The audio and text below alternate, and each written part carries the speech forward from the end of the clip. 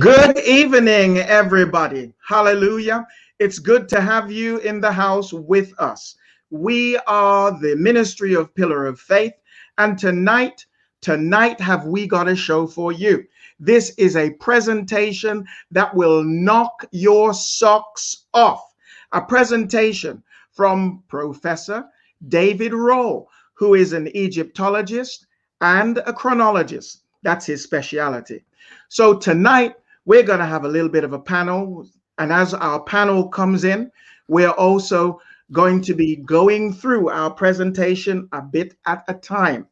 So as we go through each bit, some short, some a little bit longer, you will get the opportunity to question. So make sure that you post your questions so that our moderators can pick them up and send them over to me.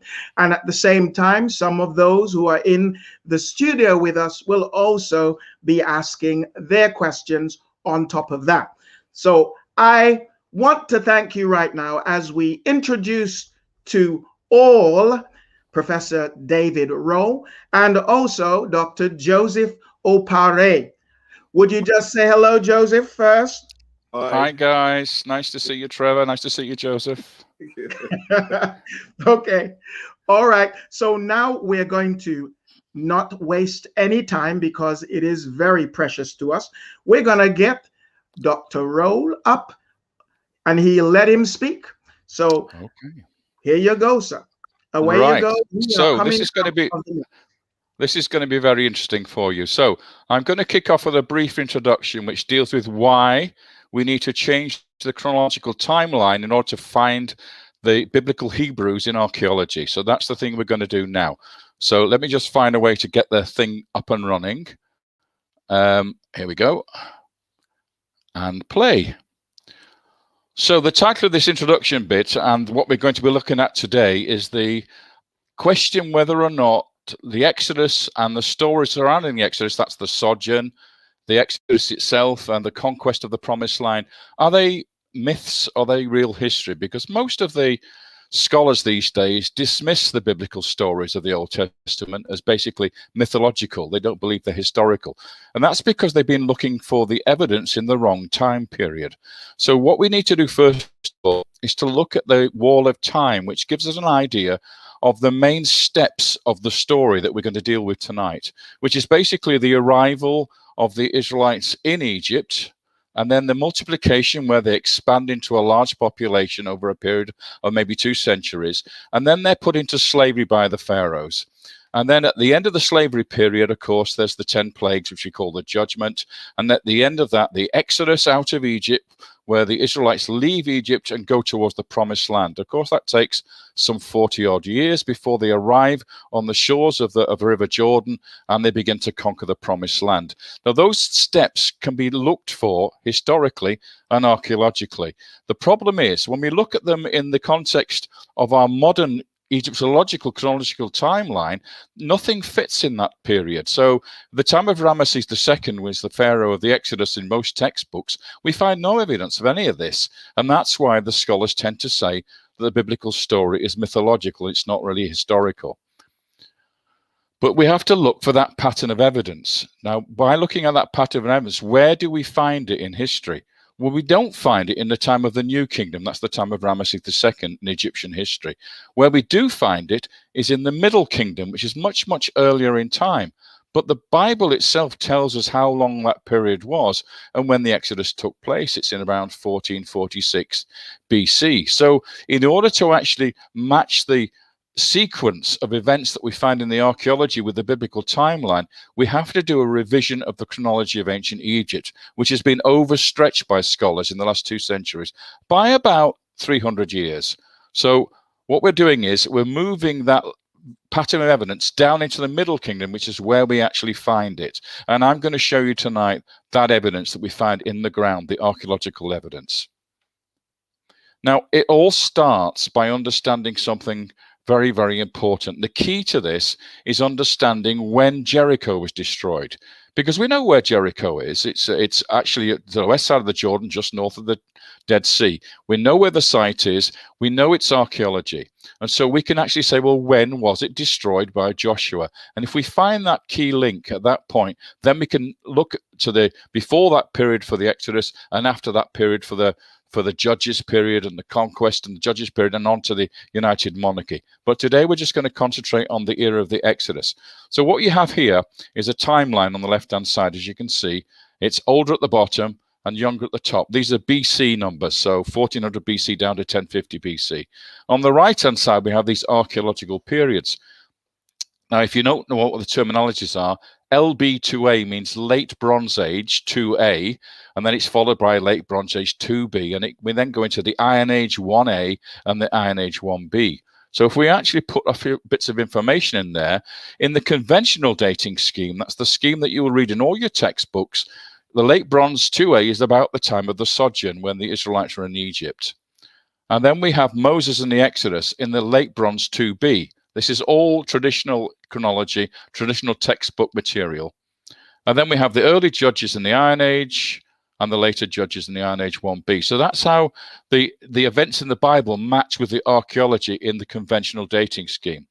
Let's put the Egyptian chronology now, and you can see that the sojourn and the period of when the Israelites were in Egypt is roughly about the time of the 18th dynasty. Famous name there is Akhenaten and the heretic Pharaoh.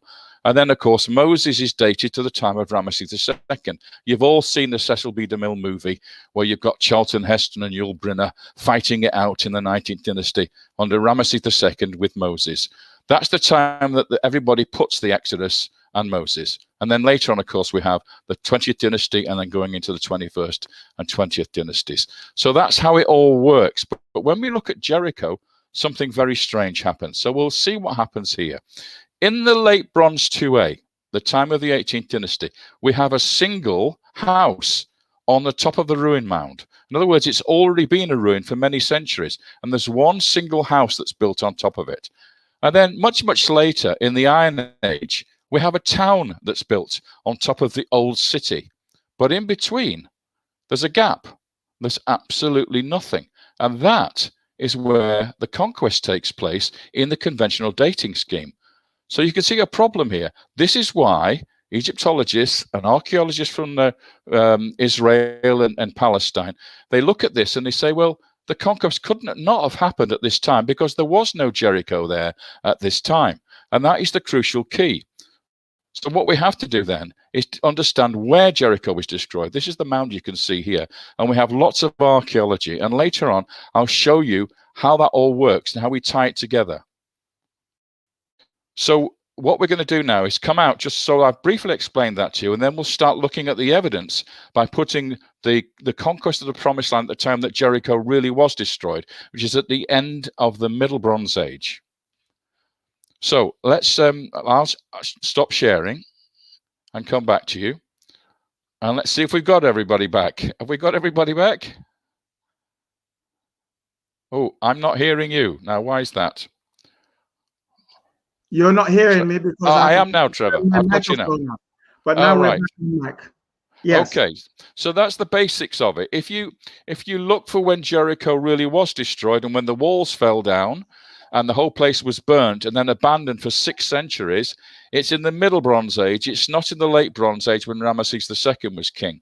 All right, so you have a major problem. If you follow Ramesses II as the Pharaoh of the Exodus, you don't find a Jericho for the Israelites to destroy. It doesn't exist at that time. It only exists much earlier. Therefore, there must be something wrong with Egyptian chronology. And what it basically is, it's 300 years out of kilter, out of alignment.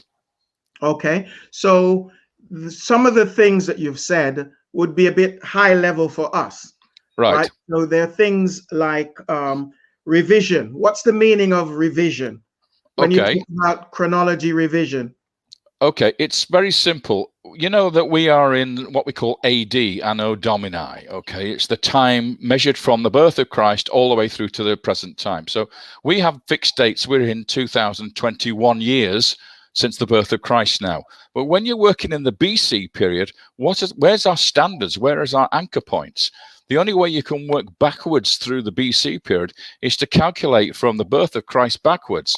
And what the Egyptologists do is they don't do that. What they do is they pick some events in the past and they try to fill in the gaps in between. The right methodology is to work gradually backwards through history, linking everything together until you get to a specific point you want to identify and date. So, for instance, Ramesses II is usually dated at 1279 BC. Now, why is he dated at 1279 BC? Because we have a pharaoh called Shoshenq who's identified in the Bible as Shishak in 925 BC, which is the time that the pharaoh Shishak plundered the Temple of Solomon. That's 5 years after Solomon died. So they use the Bible and that date to date Shishak Shoshenq, and then they calculate back to the time of Ramesses II in 1279 BC. Okay, but 1279 B is not the time of the Exodus, is it? The Bible tells us it's 1446 BC or 1447 BC. So there's something peculiar going on there already. So they look at the biblical text and they say, hang on, in the first chapter of the book of Exodus, it says the Israelites built the store city of Ramesses. Yeah, you remember that? Okay, yeah. So they then move the biblical date from 1446 down to 1279 BC because they have to make it the same time as Ramesses. So you see what they're doing. They're using the Bible to date Egyptology, and then they're using Egyptology to dismiss the Bible as a myth. So let me just clarify something. The bigger the time when it says AD means it's going further back. And the smaller the number, the closer it is to the BC time. Is that correct? When you get to AD, the bigger the number, the closer to the present. When you get to BC, the bigger number, the further away from the present. In other words, if Jesus is year zero, then Ramesses II is 1,279 years before Jesus, according to the way they think. Okay? All right. I just needed to get that clear so that people will have the overview of it. Yeah, it's not easy, chronology. There are probably in this world, there are probably only about a dozen people that actually do chronology, ancient chronology, in the whole world. That's how specialist the subject is. All right. So the time when Jacob enters into the land, what number is put on that? Okay, in the Bible, it's 1662 BC. And the time when Israel is in the land is what time? About 1407 BC or 1406 BC. And when they are under the whip of the taskmasters, what in time Egypt? is that? Well, they reckon that the slavery period was about no more than 100 years, because before that, there was a period when the Israelites were being very successful in Egypt. They were prospering. So the slavery only comes after the death of Joseph and his brothers. And then from that point on, we have the period of Moses, 40 years before he flees into the desert. So you have a restricted period of about maybe 100 years, 90 years, when they're under the lash of slavery. So that you can date that back 100 years from 1446 BC, when the Exodus took place, takes you to 1546 BC for the start of the slavery. And of course, there's a 40-year period when Moses leads as well. Yes. Yes. So he comes back, and so it's a total of 80 years before the Exodus. So you're quite right. Take it back 80 years. Okay, that tells you roughly when the slavery period started. Okay, well, you let us know in your presentation when that is. Sure. Joseph, have you got any questions? So does carbon data factor in the mistake? Yes. Carbon dating is sort of like the holy grail of chronology and archaeology. Unfortunately, it doesn't work.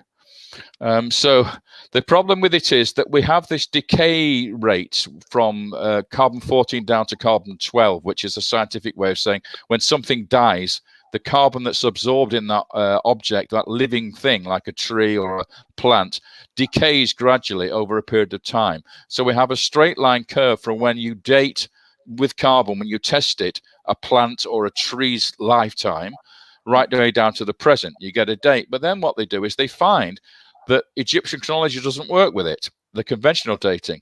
So they have to find a way of calibrating it to make sure it does work. So they do a little cheat. So they say, okay, what we'll do is we'll use dendrochronology to calibrate it, and that shoves the date back to where they want it to be. So it's not a matter of science, it's a matter of people who do science that's the problem. It's not the science itself. It's actually people who want to try and prove something else. So they want to try and prove that the Egyptian chronology is correct by doing this adjustment. Wow. Wow. Anything else you want to ask Joseph? No, not for now. No. Okay. All right. Let's get back to our presentation, part 2. Okay, so I'm going to go back into share again. Let's see if we can get this sorted out. Share screen. And I just hit that button as far as I know. And then we should be able to play from this point onwards. Do you tell me if you've got it coming up on the screen? We're up.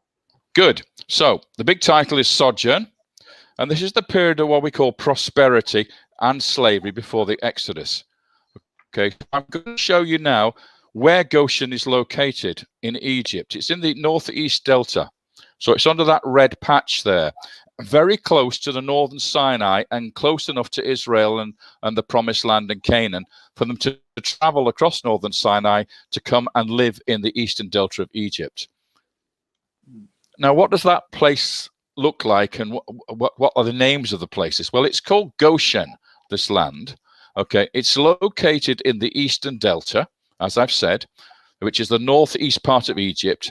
And the biblical names of it are twofold. You have biblical Goshen in the Masoretic text, but in the Septuagint, the Greek translation of the Bible, of the Old Testament, it's called Gesem. It's also by the most eastern branch of the delta of the River Nile. So the furthest east branch of the delta, it splits around Cairo and it divides up into several streams. The most eastern one is called the Pelusiac branch of the Nile, and that's where Goshen is located. Now, the ancient name for the place, the city in Goshen, is Avris, and only later do they rename it Pi-Ramesse, or the biblical Ramses. So what you have here is what we call an anachronism. In other words, some biblical editor, probably in the time of Josiah, much, much later in biblical history, renames the place of Avris as Ramesses, because he knows that people in that time, in his time, will know the name Ramesses, but they'll never heard of the place called Avris. So he changes the name in the Bible to Ramesses, which is a familiar name to everybody at that time, because Ramesses II built his city there not very long before the time of Josiah. So that's why we have this conundrum here of why the Bible refers to the building of the city of Ramesses, when in fact they were building the city of Avris, which is beneath Ramesses. It's actually the city underneath Ramesses. Now, this is a satellite image of the area where the city was located. And you can see today it's all modern fields and some large villages. If I superimpose upon that the ancient Pelusiac branch of the River Nile, which is flowing up towards the Mediterranean, you can see that this area's got lots of islands in the river, and it divides into two in the top east, the top right-hand corner. So if I place now on there the city of Avris, you can see it basically is on two of those islands in the river.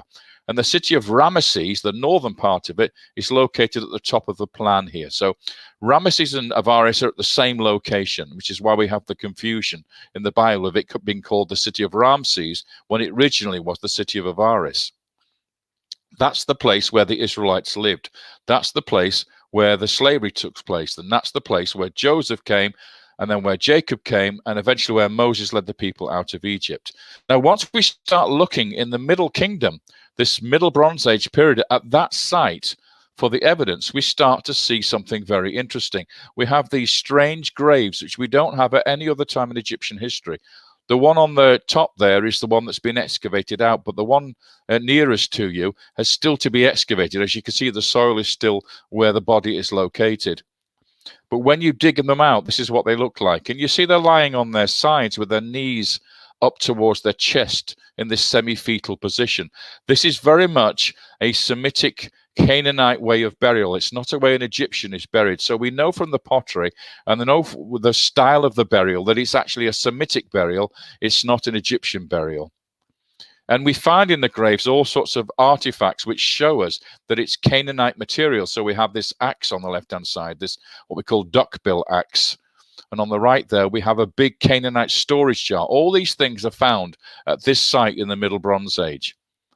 And this lovely little pot here we call Tel El Yahudiya, where we have hundreds and hundreds of these found at this particular site. All this says that the period when this was going on is what we call Middle Bronze 2A. That's the time of the Israelites in Egypt. Now, in the graves of these major chieftains, the sheikhs, if you like, of the population, when they're buried, they actually sacrifice 2 donkeys and put them in a pit in front of the grave. You can see the 2 donkeys here on the left and the right, but also notice there are 2 sheep skeletons as well there, because they also sacrifice sheep. Now, these sheep have been anthropologically tested, zoomorphologically tested, and they turn out to be from North Syria. This is called the long-haired Syrian variety. So in other words, these sheep have been brought into Egypt from the north, from Canaan, and north of Canaan is Syria, which of course is where Abraham came from, Orpha and Haran, and also where the patriarchs moved down into Canaan. So it would be logical for them to bring those type of sheep into Egypt. And we see these sheep for the first time in this period at this one site. So that gives you an idea. I'll come out of that now. That gives you an idea of the archaeology of the period. I'll just get out of share for you. And are you two back in comfortably? Yes, we're back Good. in. Okay, so that's showing you simple evidence for the archaeology. What you have before this period and after this period, you have no archaeology like this. This is the time when we see graves, houses, pottery, skeletal remains, weapons. Your volume has gone.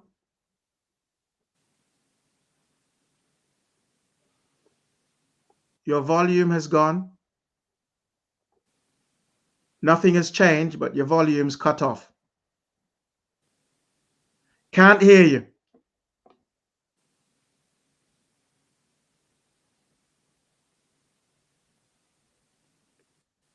Can you hear me, Joseph? Yes, I can hear you.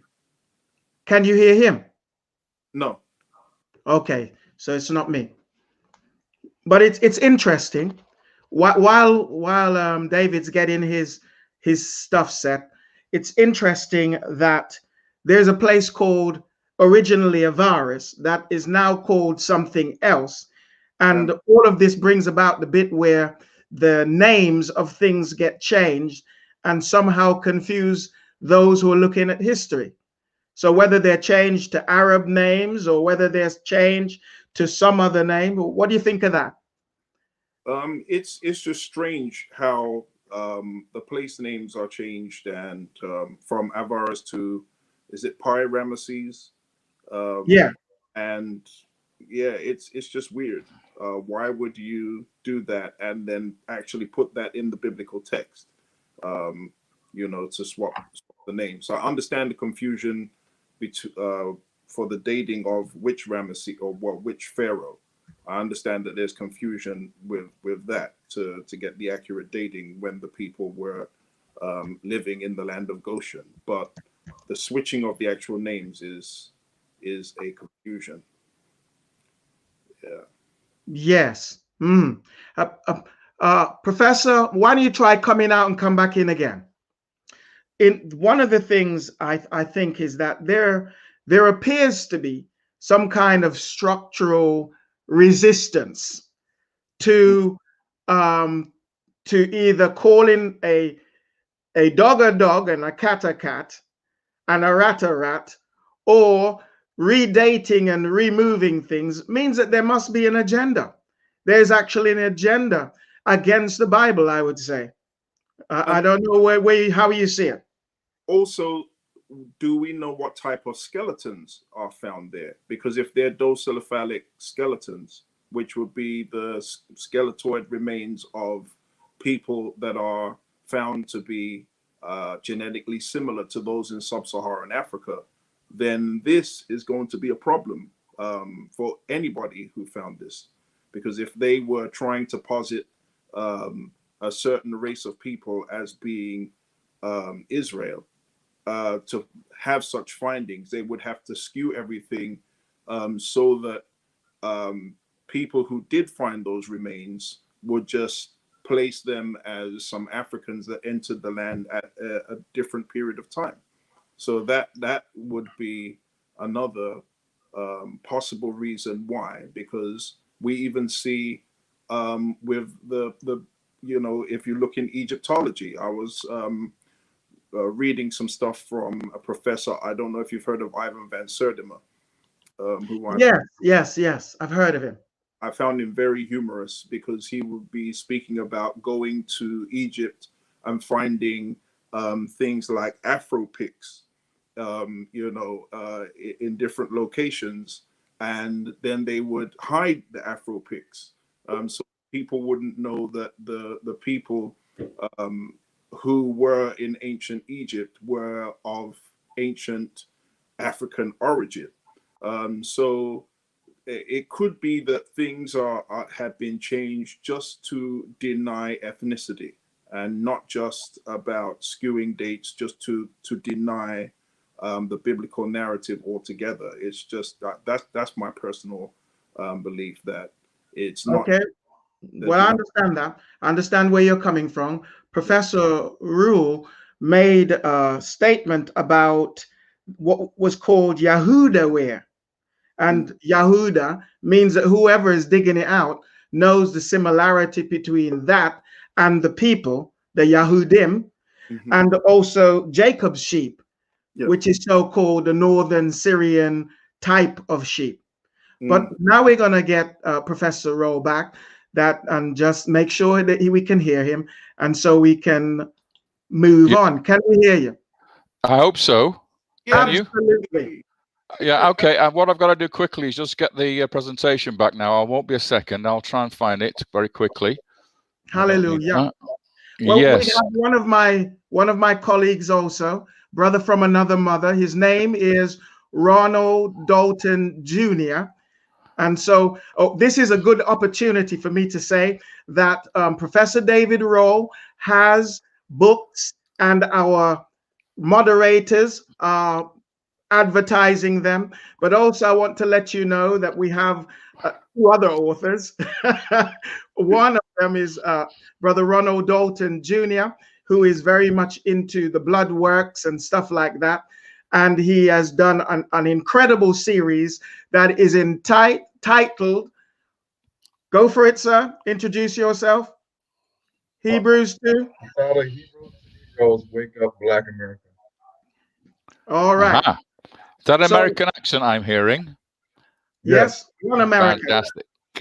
Well done. Are you dialing in from the States? Yes. Oh, brilliant. He's dialing in. So now back to you for part 3.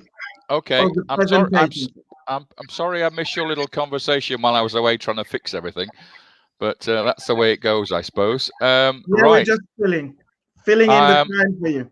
Okay, I'm going to share the screen. Can we tell me if you've got it?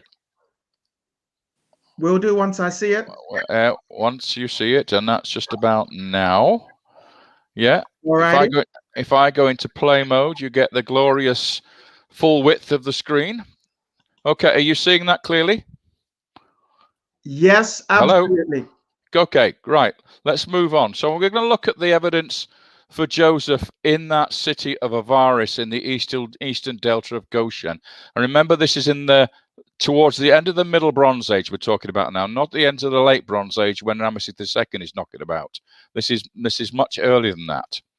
Okay, so what the archaeologists found, and this is a reconstruction of it, was a palace in this location. Now, this palace is of Egyptian design, but everything we learn about this palace tells us that the person that was living in it was a Semite. He was not an Egyptian. He was a Semitic person. Okay, so that's the reconstruction. What you have, if I show you the plan, is at the front you have 2 identical apartments, which are mirror-shaped over that blue area you've got there. And then the older part of the palace is the orange area you see at the back there with the 4 columns in the audience chamber.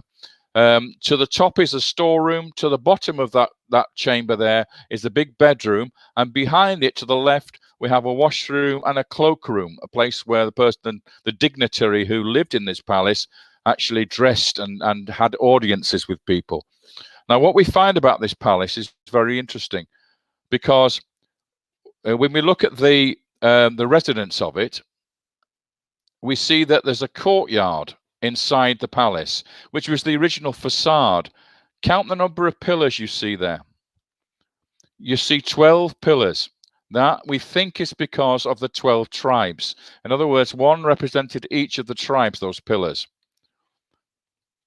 In the back of the garden of the palace, which you see on the left there, this is a model constructed by the archaeologists. You'll notice there are a series of tombs with palm trees in front of them.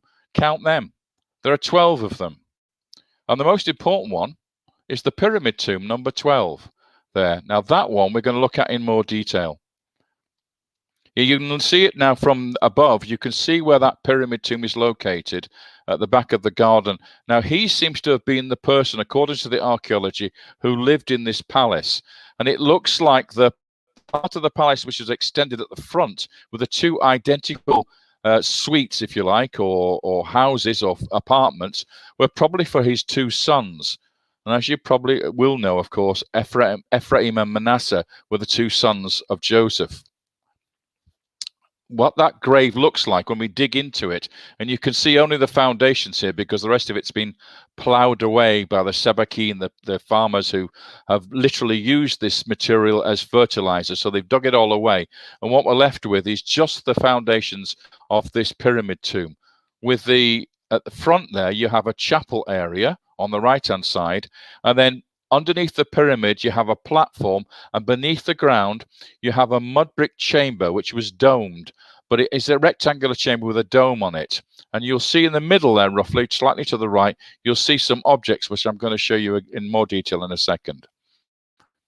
When they dug down, the archaeologists from Austria dug down into this burial chamber, what they turned up was a few broken fragments of stone, which you can see collected there, some chippings, if you like. And then this strange thing that was located between the chapel and the burial chamber. It somehow or other, it found its way from the chapel into the area that goes down into where the tunnel was, where they entered the burial chamber of the tomb.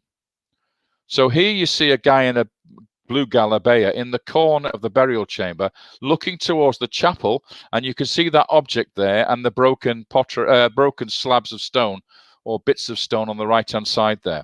That's what we're going to look at in more detail. Looking back in the other direction, you see those fragments, the large fragments of stone in the foreground. Look at the burial chamber. There's only 3 smaller pieces of the same limestone in the burial chamber. There's nothing else in there. No pottery, no grave goods, no mummy, no coffin, nothing. Absolutely nothing in there.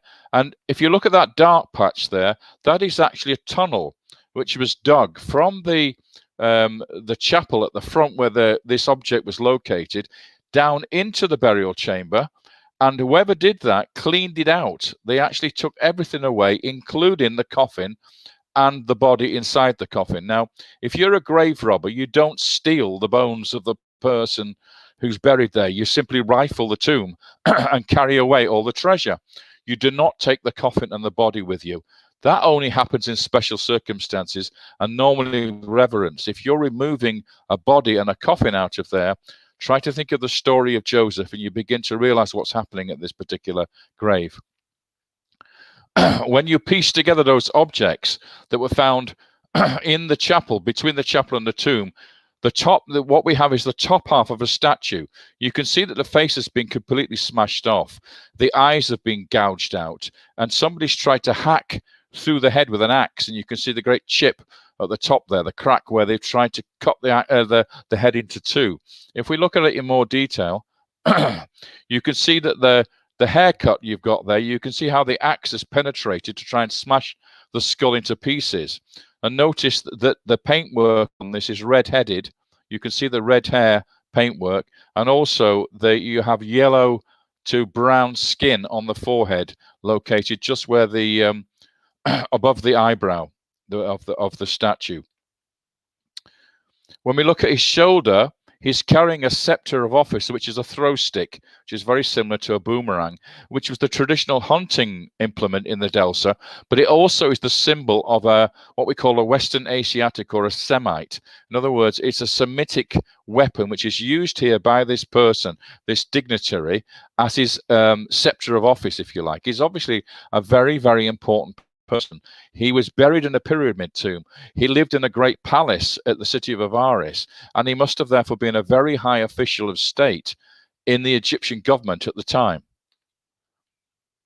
If we look at the back shoulder of the statue, the fragments of paint that still remain can be highlighted. If you look very carefully, and I'm going to highlight them, you can see we have stripes of red, black, and white, vertical stripes, and around the collar, horizontal stripes.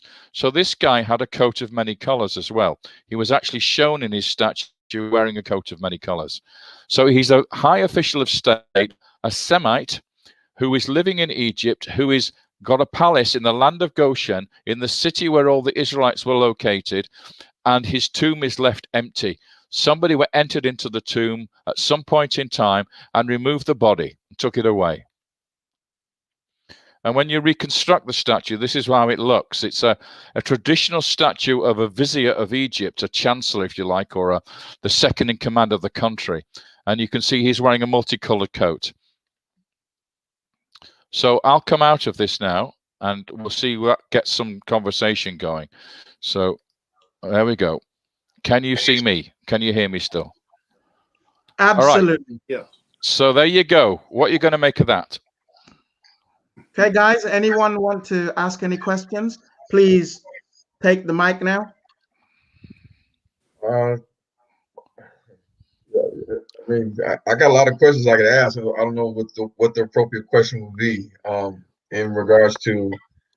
Is this more than one presentation? Is this part 3, or is this the first part? This is part 3. He's going through section by section, and this bit is about Joseph. But he's moving towards entering into the land of Israel, or Canaan, as it would have been then.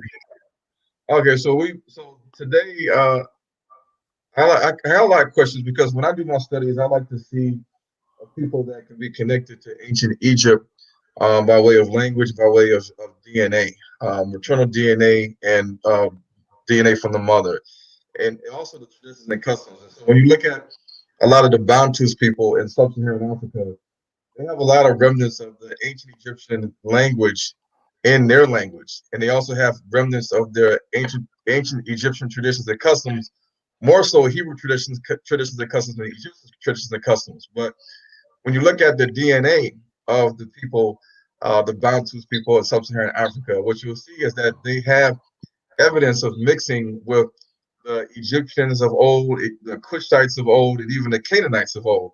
And so if you're a true Israelite, if you spend 400 years or hundreds of years in Egypt as Israelites amongst the Egyptians, and of course the Bible says that Moses and the Israelites left a mixed multitude. You know that Joseph married the daughter of Potiphar, the priest of On, Heliopas. And if you look at Ephraim and Manasseh, they had an Egyptian mother. You look at King Solomon, had an Egyptian wife. And we're pretty sure that a lot of other Israelite men had Egyptian wives, and vice versa, like Egyptian men having Israelite wives. And we should see this in the DNA studies of people that are claiming to be the Jews today of the Bible. And one of the things that I specialize in is studying the DNA from the father and the mother. And what we'll see is that the Bantus people have more of a connection to any type of Semitic, Hamitic genetic mixing that proves that they were actually the people that were in Egypt during the time before the Exodus. And then when they went into Israel and when they came back, they still kept this. So if the modern day European Jews do not have any evidence of any Hamitic maternal DNA from the mother, then how could they claim to be the original Israelites of the Bible if they don't have any maternal DNA that connects themselves to having any type of maternal ancestry from Cush, Canaan, or Mitzrayim, or Egypt? But so I haven't mentioned DNA, because we don't have any DNA. We have a statue and a palace. What DNA do you want? Well, you can dig up the bones in Egypt, and you can also, when you go into the tombs of the Egyptian, you can't listen. You can't get DNA from ground-soaked soil. No, the northeastern delta, the bones are petrified. They're not preserved. Okay, so, one at a time. David, you can go, a lot of the mummies that have hair even though the skin may be mummified, you have the petrous portion of the bone. It's a known fact. There's no fact that geneticists, they go into the petrous portion of the bone inside the inner ear, and they can extract DNA and do genetic studies.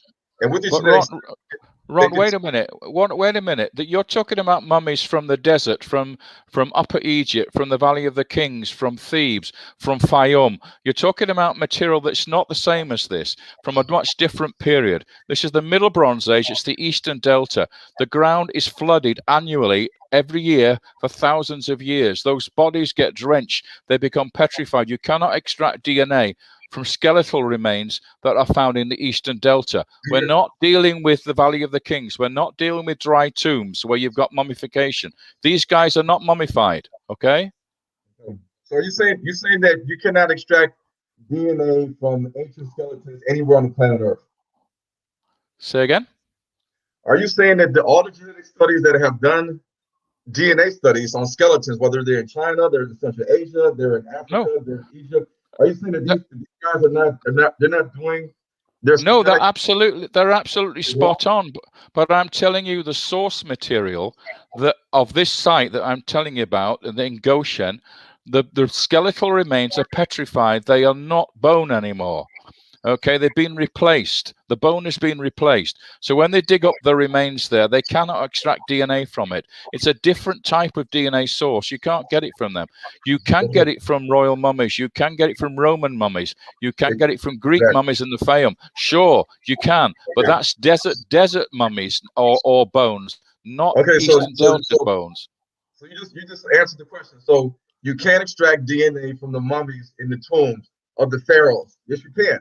And yes, you can. Yes, of course you can. So we know that a man has an X and a Y chromosome. So the pharaohs of Egypt, you can extract the maternal DNA and the Y DNA from the father. So with that, forgive me, but why is that got to do with what I'm talking about? I'm not talking about the pharaohs in the Valley of the Kings in the 19th dynasty or the 18th dynasty or the 20th dynasty. I'm not talking about that. I'm talking about the Middle Bronze Age, not the Late Bronze Age. But it's correlated because you already acknowledge and understand that Joseph had an Egyptian wife, and they had Ephraim and Manasseh. So that means that these two children theoretically should have the maternal DNA of an Egyptian woman. So if you go into different parts of Egypt, into the tombs, and you check the DNA from the father and the mother of Egyptian men, because the man carries the X and the Y chromosome, then that means that we should be able to extract what the maternal DNA of the actual real Egyptians in the Old Kingdom and the Middle Kingdom and the New Kingdom are. So therefore, give me an example of Egyptian pharaoh from the Old Kingdom that we have the remains of. You can look at the 18th dynasty, you can look at the 19th dynasty. Yes, exactly. You're looking at the 18th dynasty, the 19th dynasty, and the 20th dynasty. I'm not in that period. I'm talking about the Middle Kingdom. Okay, the Middle Kingdom, we don't have DNA from the Middle Kingdom. No. What kingdom was Tutmosis the first, the second, and the third? And New Kingdom, 18th dynasty. That was the what dynasty? 18th dynasty. Thutmose III, Hatshepsut, all 18th dynasty. Ramesses II, 19th dynasty. What time frame? What time frame BC? What time frame BC? Give me a date. BC. You obviously missed the first part, so it's very difficult for me to say that. 1279 BC is the conventional date for Ramesses II. 1450 BC or 1447 BC is the conventional date for Thutmose III. I am talking about the Middle Kingdom. The Middle Kingdom at the end of the 12th dynasty, not the 18th. Was who? What? Who's the pharaoh that started the 18th dynasty? The pharaoh if you want to know, it's Ahmose is the first king of the 18th dynasty who kicked the Hyksos out. And what was the dates of that? What was the dates of BC times? Conventionally, 1530 BC. Conventionally. And when did the ending of the 18th dynasty? What pharaoh was the ending of the first 18th dynasty? The 18th dynasty, let's have a think. So 1279 for Ramesses II, 11 years before that for Seti I, 1 year before that, 12 before about 1300, around 1300. But what on earth has this got to do with what we're talking about? Okay, let's let's one moment. We're at the point where you've missed some information, Ron, and that's what's causing the variance. What David has already done is he's laid the foundation that conventional archaeology has said that there is a time period that they put things in, which, and correct me if I'm wrong, which is around Ramesses II, but that the redirected or revision, that's the word, the revision of the timeline means that it's actually should have been 300 years earlier. Is that correct, David? Approximately. What I'm saying is, for Ron's benefit, that Ramesses II is not the Pharaoh of the Exodus. You've watched too many Cecil B. DeMille movies. Okay, Ramesses II has nothing. I didn't say Ramesses II, rather, no, but you're talking about the 19th dynasty and the 18th dynasty. Okay, what I'm saying is the Exodus took place in the 13th dynasty. Joseph arrived in Egypt at the end of the 12th dynasty. Okay, so this material I'm showing you now doesn't belong to the New Kingdom. It belongs to the Middle Kingdom, what's called the Middle Bronze Age, not the Late Bronze Age. So the material that I'm showing you in the Eastern Delta, you don't have any DNA material for that era because we don't have the bodies of the kings for that period. We have the bodies of the kings from the 18th, 19th, and 20th dynasty. We don't have DNA for this era, especially in the Eastern Delta, because of the annual flood of the Nile, which caused the burials to get saturated. And as a scientist, you know, you cannot take DNA from bones which have been petrified. So is this safe to say that was Ramses III or Ramses II or Seknakhteh, were they authentic Egyptians or were they Semites? That isn't what we're talking about today. We're not talking about those characters. We're seeking to go through the journey of the children of Israel from outside of Egypt into Egypt, through the time period that they were in Egypt, and back out again into the land of Canaan. Now, we've established that Joseph, what was it? It was that they found an empty tomb. Well, that's in line with what the Bible says, which is that they took his bones back to Canaan.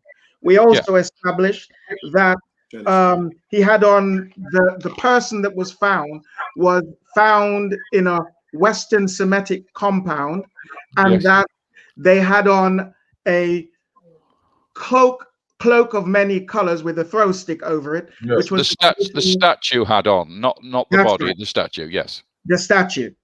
So from there, you said it was an Austrian that found this. It was the Austrian Institute of Archaeology in Austria, in Vienna, which did the excavations in this area at Avris. Yes. The main thing I wanted to ask David, and Joseph, I'm gonna let you do it after. So the main thing, I posed the question to David. If you're familiar with the Bible story, right, of the Israelites that went into Egypt during the famine, Joseph and his brothers, and how many daughters did Jacob have? Daughters did Jacob have? Yeah. Okay, I think there is at least 3 that I know of.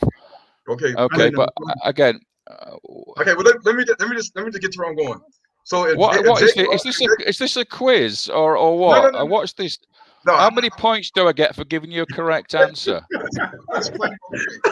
So why are you redirecting what we're trying to do to somewhere else? It's gonna add to what you're gonna teach. We're gonna have to hold it, Ron. Hold it for now. Joseph has one question. Joseph has a question. Yeah. Joseph has a question. Let's go to Joseph. Okay. I have 2 questions about the actual statue itself. Yeah. 2 things going on. Number one, which I found quite assuming, the imagery at the end, because it was a reconstruction of the statue. First of all, the face is hacked off for some reason. Yes. Which seems to be and that's my question. And then that's very good. In Egypt, I'm aware that they were fond of wearing wigs. Wigs. Is that true? That is true for hygiene purposes. But if you look at, for instance, the mummy of Queen Tia, the wife of Amenhotep III, and Ron will know about this one. She has marvelous long hair, really long hair. So it's not always the case, okay? But okay. the question, you're quite right. Could that be a wig rather than a natural hair? That is entirely possible. But then you would have to ask yourself the question, when you reconstruct a statue or you make a statue of an individual, do you try to make it the likeness of that person? Yes. Yes, I think that's fair enough, isn't it? Your other question was really, really interesting. You said, okay, who destroyed the statue? Yeah. Yeah, very good question. When the Exodus takes place and Moses goes and picks up the body of Joseph from his tomb and takes it to the promised land to be buried at Shechem, okay, he leaves an empty tomb behind, but he can't lug this great big heavy statue with him because he can't cart that through Sinai. He can't take that all the way to the promised land, so it's left behind. So what do the Egyptians do? They find the empty tomb after the Exodus. They find the empty tomb with this huge statue in it of the guy who brought the Israelites into Egypt. And what they're going to do, they're going to say, well, this was the guy who caused us all our troubles. This is the guy who brought these people into Egypt and caused this destruction that destroyed our army and that destroyed our whole country with these plagues. So they smash it to pieces. That's all they've got left. They can't take a revenge out on a body that's not there anymore. So they smash the statue after the Exodus. Okay, now make sense? Yes, yeah, I'm gonna put that to one side. Right. And ask a similar question about the Sphinx, because we see the Sphinx, for instance, the nose of the Sphinx. Yeah. And I have done a little bit of research, and I've read Ivan van Sertima. I'm sure you've heard of him. Yeah. And claims that he went to the British Museum and was let in behind the scenes. And the nose of the Sphinx was actually Negroid in feature. And this is being kept at the back. So who's this guy, by the way? Ivan van Sertima. Okay. As far as I'm aware, that what remains of the Sphinx in the British Museum is the beard. The nose was shot off by Napoleon's people. Yeah. So what fragments were recovered, I don't know. And I wouldn't have an argument with that anyway. I wouldn't have an argument with you on that. Because we're talking about the Old Kingdom. We're talking about the 4th dynasty. And in fact, I would suggest to you that the Sphinx is much older than the pyramids anyway. I believe it's probably 1st dynasty, if not earlier. Okay, it doesn't actually belong to the 4th dynasty, because we have a text which says that Khufu of the Great Pyramid actually repaired the Sphinx. So it can't belong to Khafre, his son. He can't have been the one who carved the Sphinx. It must be older than the pyramids. Okay, so coming back finally to that question, do we have specific on the era when the face was hacked off of that particular statue, or of the Sphinx? Not of the Sphinx. Of the so-called Joseph statue. Should we call it that for the moment? Yes. Well, you can't. What happens is that the statue is destroyed before the pyramid is demolished. Okay. So you've got, because it's buried inside the pyramid destruction. Okay. So it's after the body is removed, and it's before the pyramid is destroyed. Now, the pyramid was flattened and destroyed well before the beginning of the New Kingdom. So that means it has to be in the period very, very close after the time when the body was removed, which is when I think the Exodus took place. Okay, so it's not in more recent time that statue was destroyed. Okay, we have a comment from one of our listeners, and they ask, is this a study or a debate? But I'm going to allow Ronald to have one more question because he's on a timeline and he's going to have to leave us. So perhaps the reason why the communication is going more like a debate is because Ron's in a hurry and he's on a timeline. So ask your question, sir. Okay, so the question is, this is going to tie into the Exodus.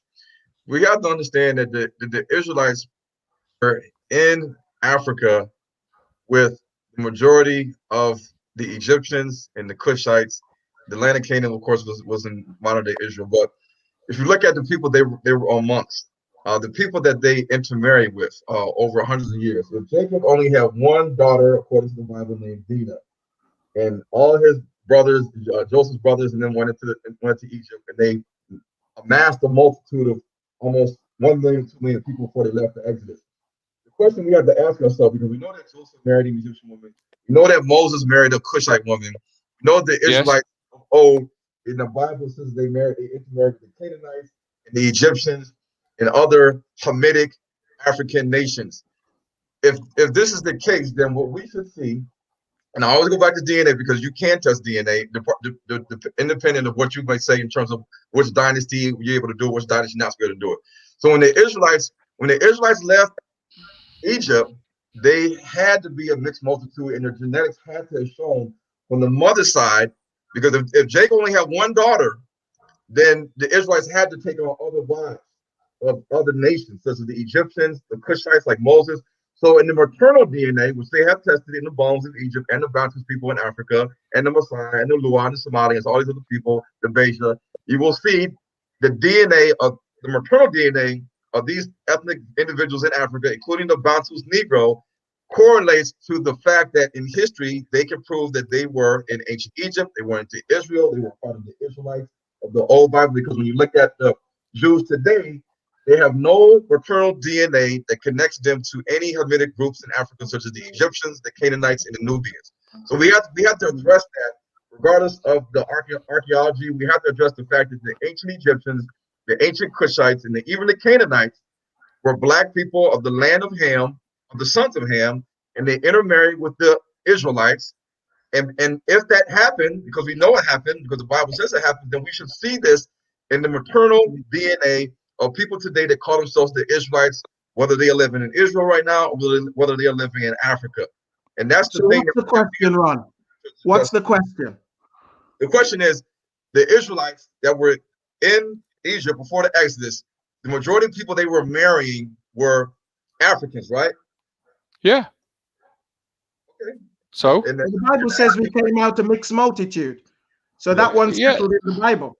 I'm not quite sure where you're going with this. You're basically saying that the Jews of today are not the Israelites. I'm not going to argue with that. I don't want to argue with that. I'm just saying what I know from archaeology, right? You're on a different track, okay? Your evidence is not the evidence that I'm presenting, okay? I'm presenting the archaeological evidence. I'm not disputing with you that the Israelites didn't marry into Egyptians. Of course they did. We know that. The Egyptians even gave these Hebrews Egyptian names. We know that too. You know, so yes, they intermarried, and Egypt was a multicultural state, country, civilization. Yeah. Absolutely. No issue with you about any of that. No, that's good, because like America. A lot of people don't realize that a lot of the Egyptian traditions and customs, and even the language, mixed in with Hebrew traditions and customs and language, is seen in the Bantu people, like the Zulu, the Xhosas, the Igbos, the Wolof, the Kikuyu, the Maasai, and a lot of sub-Saharan Negro tribes. And this is not seen anywhere else. This is not seen anywhere else. So we have to really pay attention to when we connect the archaeology, the anthropology, the genetics, the linguistics, we put it all together, including the oral history, to show that the people that we see we look at the TV and we see Charles Heston and the Ten Commandments, and we see a white Moses, and we see white pharaohs in Egypt. That's all false. It's all incorrect teaching. Of course it is. We have to address that. Of course it is. That's white American filmmaking. That's got nothing to do with history at all. Okay. So what we're seeking to establish is we're looking for the facts and the artifacts. Ron is saying basically that it all should be integrated, and we agree with him. We agree that right now people are splitting up disciplines in order for us not to see the entire picture. Okay, but we're on a journey tonight, so we can't stop. I want to introduce Dr. Kelly Richardson, and thank you very much, Brother Ron. If you have to go, we appreciate you. And back over to you, David. Okay, right. So should we go on with the next section? Yes, please. But before you move on, I have one from the audience that says, were these guys the enslavers of the Hebrews, Egyptian king Akhenaten? Yeah, that's the guy. And he says Amotep the Fourth, the queen. Yes, Amenhotep IV was Akhenaten before he changed his name to Akhenaten. Okay, now that is the end of the 18th dynasty, so I'm not talking about that period at all. I'm talking about the period of the 12th and 13th dynasties, the Middle Kingdom. I'm not talking about the New Kingdom. So no, Akhenaten isn't anything to do with the Exodus. However, he has an awful lot to do with the time of King Saul and King David.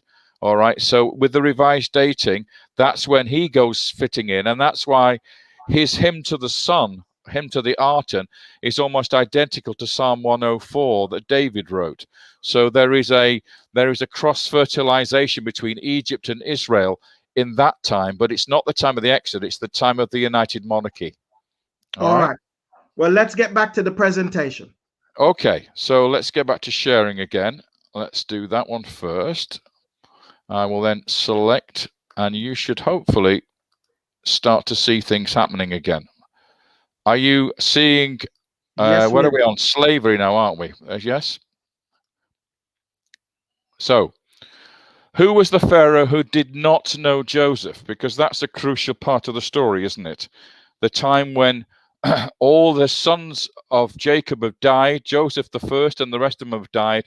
And then along comes a Pharaoh who doesn't know Joseph. What that means is that he was not around when Joseph was alive. So he has no loyalty to Joseph whatsoever, whereas the earlier pharaohs did have, because Joseph was the vizier of the country, the most important guy in the country, below the king. So this new king comes along and he enslaves the Israelites. So who is that king? Well, we have a fragmentary papyrus. This is one part of it you can see here, called Papyrus Brooklyn 351446. And this one is a slave list. And it shows around 90 slaves that have been transported from northern Egypt to Thebes in Upper Egypt. And it lists them with their Semitic names, followed by the Egyptian name that's given to them by the slave owner. And we have in this list lots of people with Semitic names. And here we have a few of them on the right-hand side that are included in this document, like Asher and Issachar, both names of tribes of Israel. We have the name Jacob in there. We have the name Mahanaim. We have Job and we have Shiphrah. Now, Shiphrah was one of the midwives at the time when Moses was born. She was instructed by Pharaoh to kill the baby boys, if you remember, the infants. So we have the names from the Bible from this period and from other periods appearing in this document. All right, so we know that the Brooklyn Papyrus, by this time, the Semitic peoples living in Egypt have now been enslaved. They are no longer free people. They are no longer able to be free. When we look at another document, and this one is what's called the Royal Canon of Turin. It's a list of kings of Egypt, and this is a small fragment of it we see here. And it has 1, 2, 3, 4, 5 lines on it. On the left-hand side there, you see the names of the pharaohs. This written in hieratic, but the names are translated on the left-hand side for you. So Sobek-hotep III, Nephhotep I, Si-Hattor, who only reigned for about 6 months, and Sobek-hotep IV. These are kings of the middle of the 13th dynasty. So if Joseph and Jacob came in at the end of the 12th dynasty, this is sometime later, about 200 years later, 150 years later, when these kings are on the throne in Egypt. And that document that you just saw of the slave list is dated on the document to the time of Sobek-hotep III. Okay, so that's the beginning of the slavery period you see on the right-hand side there. And so Moses was born in the reign of the next king, Nephhotep I. And then he became a prince in that time. And Sobek-hotep IV was the king in whose time Moses has the big Barney with him, and he has to flee the country and go into Sinai. So Sobek-hotep IV is the father-in-law of Moses. He's the one whose daughter raised Moses in the palace, having been born in the reign of Nephhotep. Okay, so we'll move on to Moses and what happens. So let's move through the list. Now we have a Jewish historian called Artaparnas, who used to live in Turkey, and he moved down to Alexandria, to the Alexandrian Library, to write a history of the Israelites. He names the Pharaoh who raised Moses and who was the father-in-law of Moses, and he calls him in Greek, because he's writing in Greek for his Ptolemaic masters, Chenofres in Greek. That is only one king in the entire Egyptian history with that name, and that is Kharneferre-Sobekotep IV. Kharneferre-Sobekotep IV is the only king in the entire history of Egypt with this prenomen or coronation name, Kharneferre, which is in Greek Kenofres. So we know which pharaoh, according to Artaparnas, was the king who raised Moses and in whose time Moses fled from Egypt into Sinai. And these are statues of him in Karnak, of this particular king. He's the most powerful king of the 13th dynasty. He's the 24th ruler of the 13th dynasty. Now, I showed you a little fragment, which you can see on the bottom right-hand side here, of the so-called Royal Canon of Turin, which is a king's list. And here we can see 3 of the columns of that particular papyrus. The rest of it I don't need to show you. But what we're interested in is showing you where the 13th dynasty begins, up there on the right-hand side, the column coming down to the bottom. That's around the time, or just before that, when Joseph comes into Egypt, and when Jacob comes into Egypt with the Israelites. That's when they begin to arrive in Egypt, and then they are enslaved near the bottom there with Sobekotep III, and Sobekotep IV, the 24th king, is the king who raised Moses as a prince of Egypt. Now, if you then go 40 years on, from the next column down, you get to a king called Dudimose. And Dudimose is the 34th king of the dynasty, and he is the Pharaoh of the Exodus. He's the one in whose time Moses brought the people out of Egypt. So I'm going to stop there and bring you back in so we can talk about that. Are we on? Can you hear me still? Yes, I can hear you. I don't What's know. happened to Trevor? Where's Trevor gone? Oh, here he comes. Oh, there he comes. I thought he might have popped off for a pint or something. I'm here. Well, we just need you to summarize that, because that was quite thick information. Yeah. So could you just clarify one at a time? Yeah. Who is the Pharaoh of Joseph's time? Okay. We're looking at the end of the 12th dynasty, and there's a pharaoh called Amenemhat III. He is the pharaoh who is shown in his statues as very, very careworn. He has worry lines on his face. His mouth is turned down, showing there was a great famine in his time, because what the statues do is represent the feelings of the king towards the people, the suffering of the people. So we know there was a dreadful famine at that time, at the end of the 12th dynasty. Okay, wonderful. So if we take the biblical chronology, we're talking about 1662 for the start of the famine, or the second year of the famine, 1662 BC. All right. Who is the Pharaoh that adopts Moses? He is called, according to Artaparnas, he's called Kharneferre-Sobekotep IV. The Greek name is Kenofres, which is the Greek version of Kharneferre in Egyptian. Okay, so he is the guy that raised Moses, and it's his brother, his elder brother, Sobekotep III, who enslaves the Israelites and the Hebrews. Okay, so the guy that enslaves the children of Israel is this Sobekotep the third. Sobekotep IV is the one in the time when Moses is the prince of Egypt. So there's that period of growing up, if you like, between Sobekotep III when he's born to the time when he's now in the palace with the wife of Sobekotep IV, who's married the king and said to the king, "Look, I've got this son. I adopted him. Okay, he's a Semite, but I want him to be the crown prince." And that's what we see in the records. This guy that we know to be the crown prince is called Moshe, or Miu is his nickname, and actually that is the Prince Moses. Okay, and then he does not become the king. So he obviously goes somewhere and disappears. Okay, so who is the Pharaoh that's in charge when Egypt gets wrecked? Okay, so as we said, then we take 40 years further on down the Royal Canon of Turin to the next column. We come down to the place where we find a king called Dudimose, and that name has got Moses in it, as you can hear. Dudimose. Okay, that's because that name is now in use in Egypt for the first time at this period. Okay, so Moshe, Moses, is in the right time of when we have kings called Moses as well, Dudi Mose. Okay, now he's only, as a non-entity king, he's probably only reigned for about 5 years, and then he dies. Okay, so the Exodus takes place in his reign, and he is killed in the Red Sea, the Yam Suf, along with his chariots. And that brings an end to the 13th dynasty. Total collapse in Egypt. The kingship disappears. The Hyksos kings arrive in Egypt and they take over and enslave the Egyptians.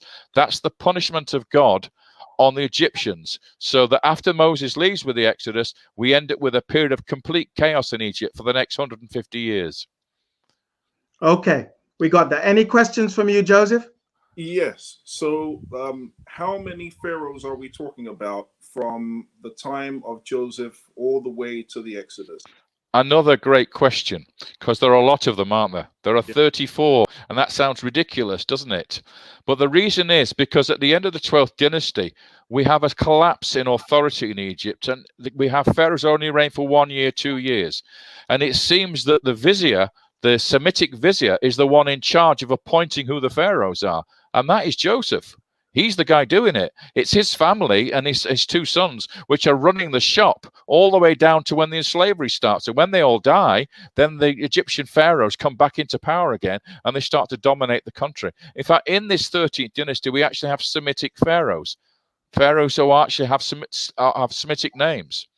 So it's clear that the viziers are running the shop now. And the main vizier, of course, is Joseph.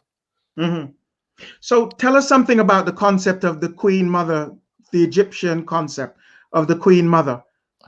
Okay, well, that's quite complicated, but okay. The Queen Mother is represented by the goddess Hattor, okay, the cow goddess. She's the goddess of birth and neutering, and what's the word I'm looking for? Providing milk for the children. Okay, so the cow is the representative of that. And Hattor is definitely worshipped a lot by the females in Egypt, including the Semitic females, because they have lost their religion. When they're enslaved, their religion goes, and Moses has to bring the religion back to them. Okay, he brings it from Sinai, he brings it from Midian and says, this is your God, the God that you've forgotten about, the God of the patriarchs, your ancestors. So he's saying, because the Hebrews have gone, oh, we worship the Egyptian gods now. We don't want to know about, this Yah character from the desert. We don't want to know about him. And Moses has to persuade them that this is their God. And in doing so, he turns them into a nation. That's the whole function of what Moses does.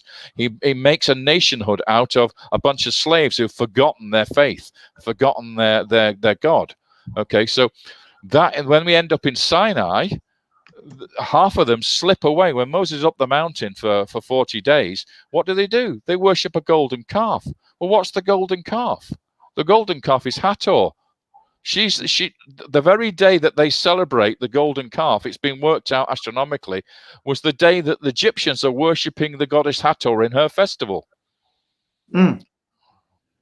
Wow. Indeed. Go ahead, Joseph. One more question. Yeah. The Hyksos. The Hyksos? Yes. What region of that area of landmass, where did they come from, and what country would that be today? Okay, well, according to Manetho, they came from Phoenicia, which would be modern Lebanon. We know from the artifacts that they come from North Syria, so around Lebanon, in the area of Damascus as well, in that area. They come down from Mesopotamia, north of Mesopotamia, into Egypt. So they end up enslaving the native Egyptians for about 150 years, and they're oppressed until the 18th dynasty, when Pharaoh Ahmose comes from Luxor, from Thebes, and is able to kick the Hyksos out, and they become the Philistines. They are the Philistines of the southwestern coastal plain, the 5 cities of the Philistine lords, because they're booted out of Egypt and they end up in that place. So the Hyksos become the Philistines, you're saying? Yes, and that's why the Bible says that that Egypt is the father of the Philistines. Wow. Yeah, because they came from Egypt. That was their last place they were before they arrived in Canaan. Okay, I think it's time for us to move on again. Right, okay. Let me see if I can get this working again. I'm going to leave. Yes? But You're off, Joseph. yeah, I have to leave now. But I'm I'm going to watch the rerun. Okay, but listen, thank you for the questions, because you had some great questions there. Okay, thank you, mate. Take care. Okay. All right. Okay, I'm going to go to share.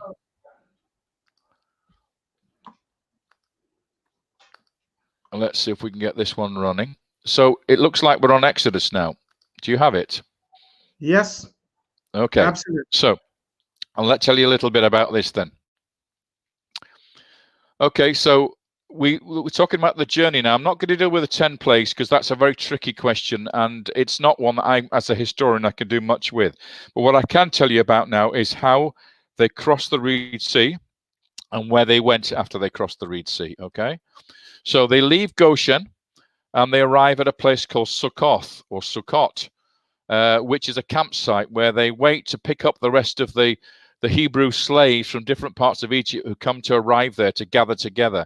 And then they head for a place called Etham, which is a fortress on the border between Egypt and Sinai. It's like a frontier post.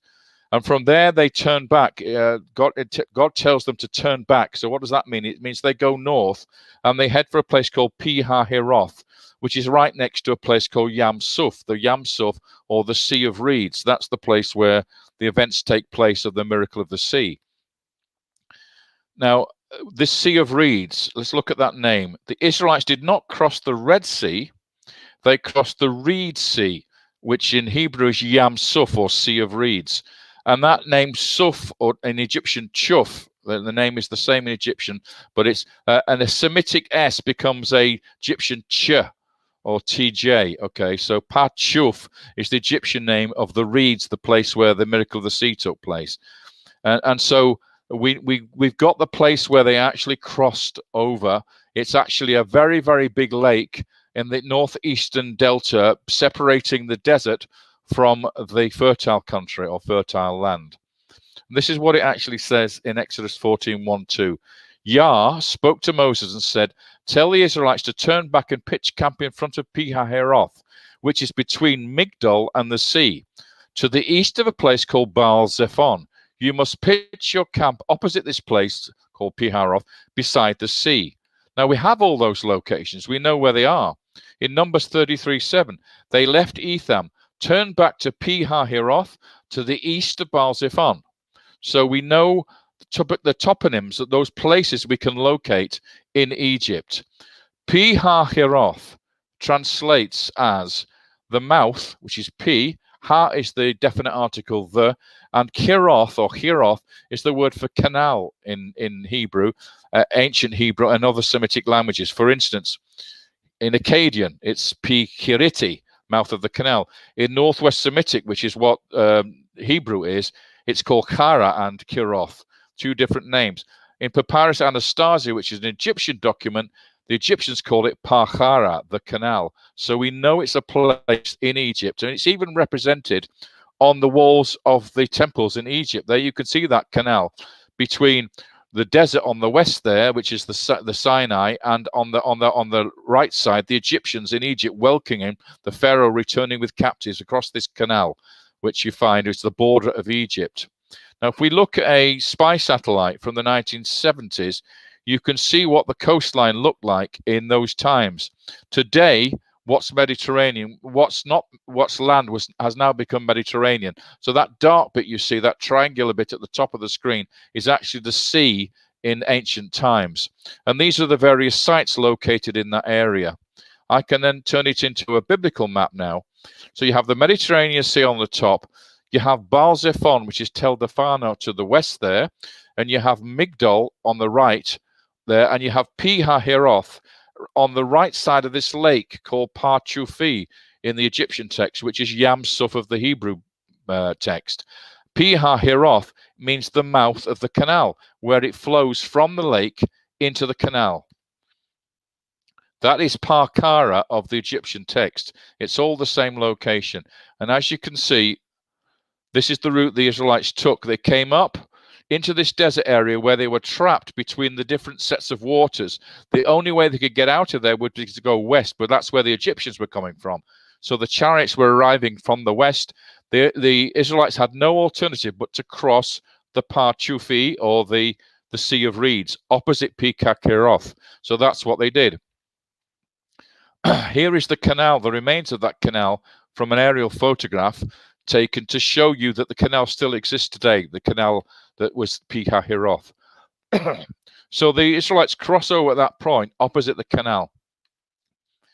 And you can see that the location described in the Bible says that Pi-Hahiroth is between Migdol and the sea to the east of Baal-Zephon. All the toponyms tell you this is the location that the Israelites camped before they crossed the sea, which is 1 week after the Exodus.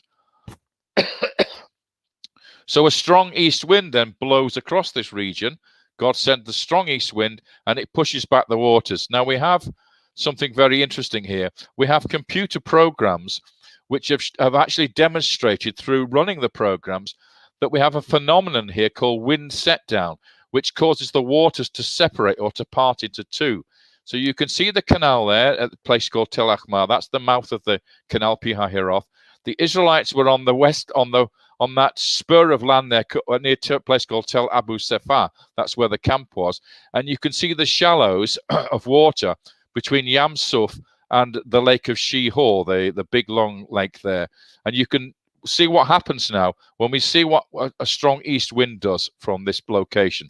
So the east wind we're going to model is 62 miles per hour.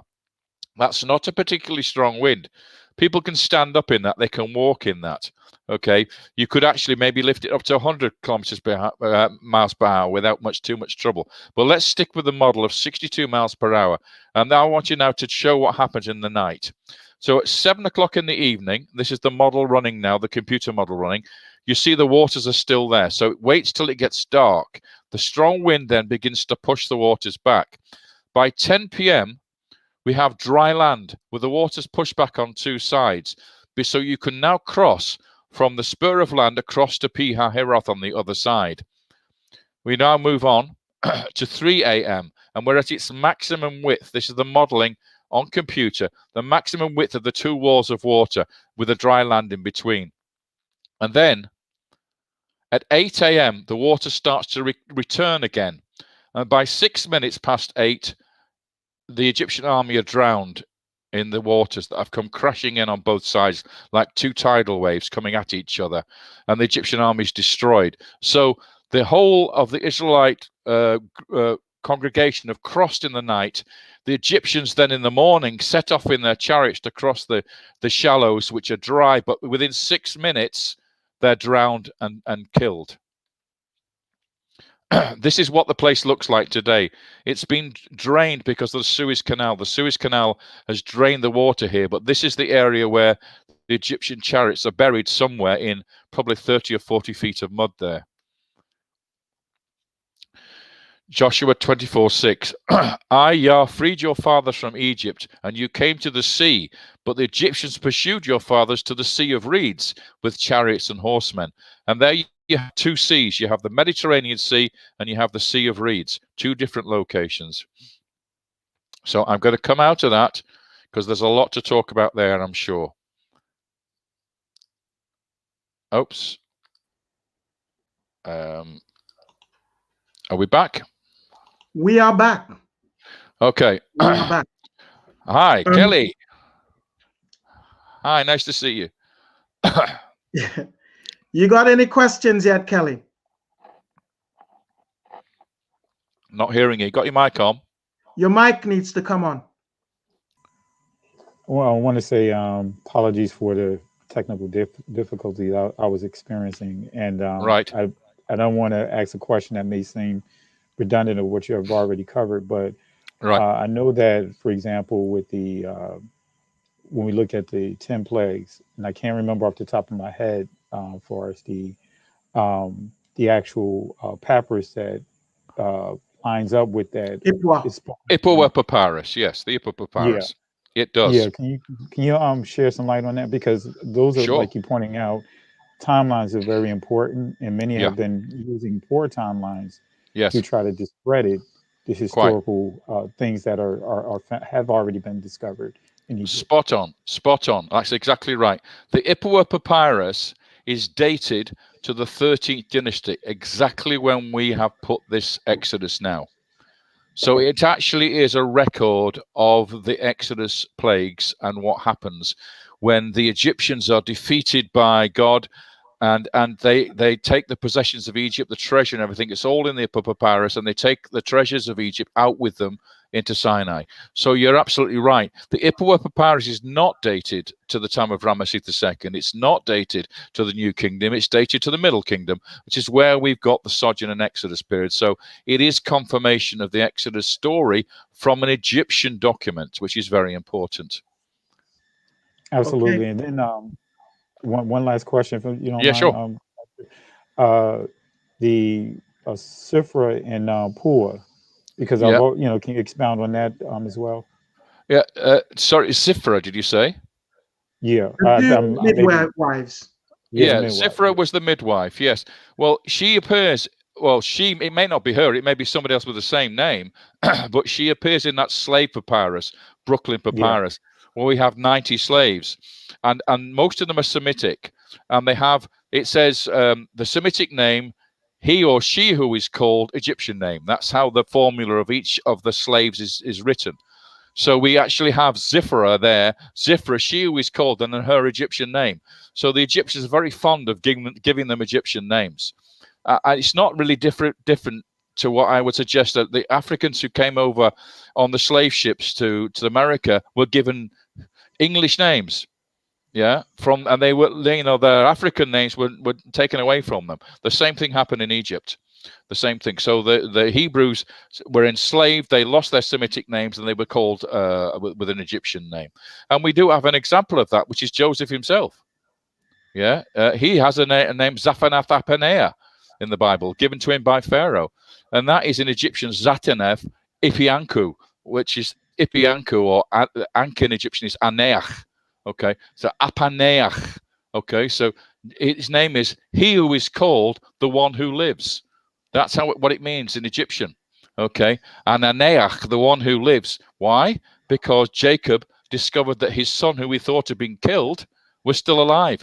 And he told Pharaoh, I never knew that my son was alive. So Pharaoh said, great name. I'm going to give that name to Joseph. His Egyptian name is the one who is called the one who lives. Okay, and he is the big vizier, the big chief, if you like, of Egypt in the 13th dynasty. He runs the country.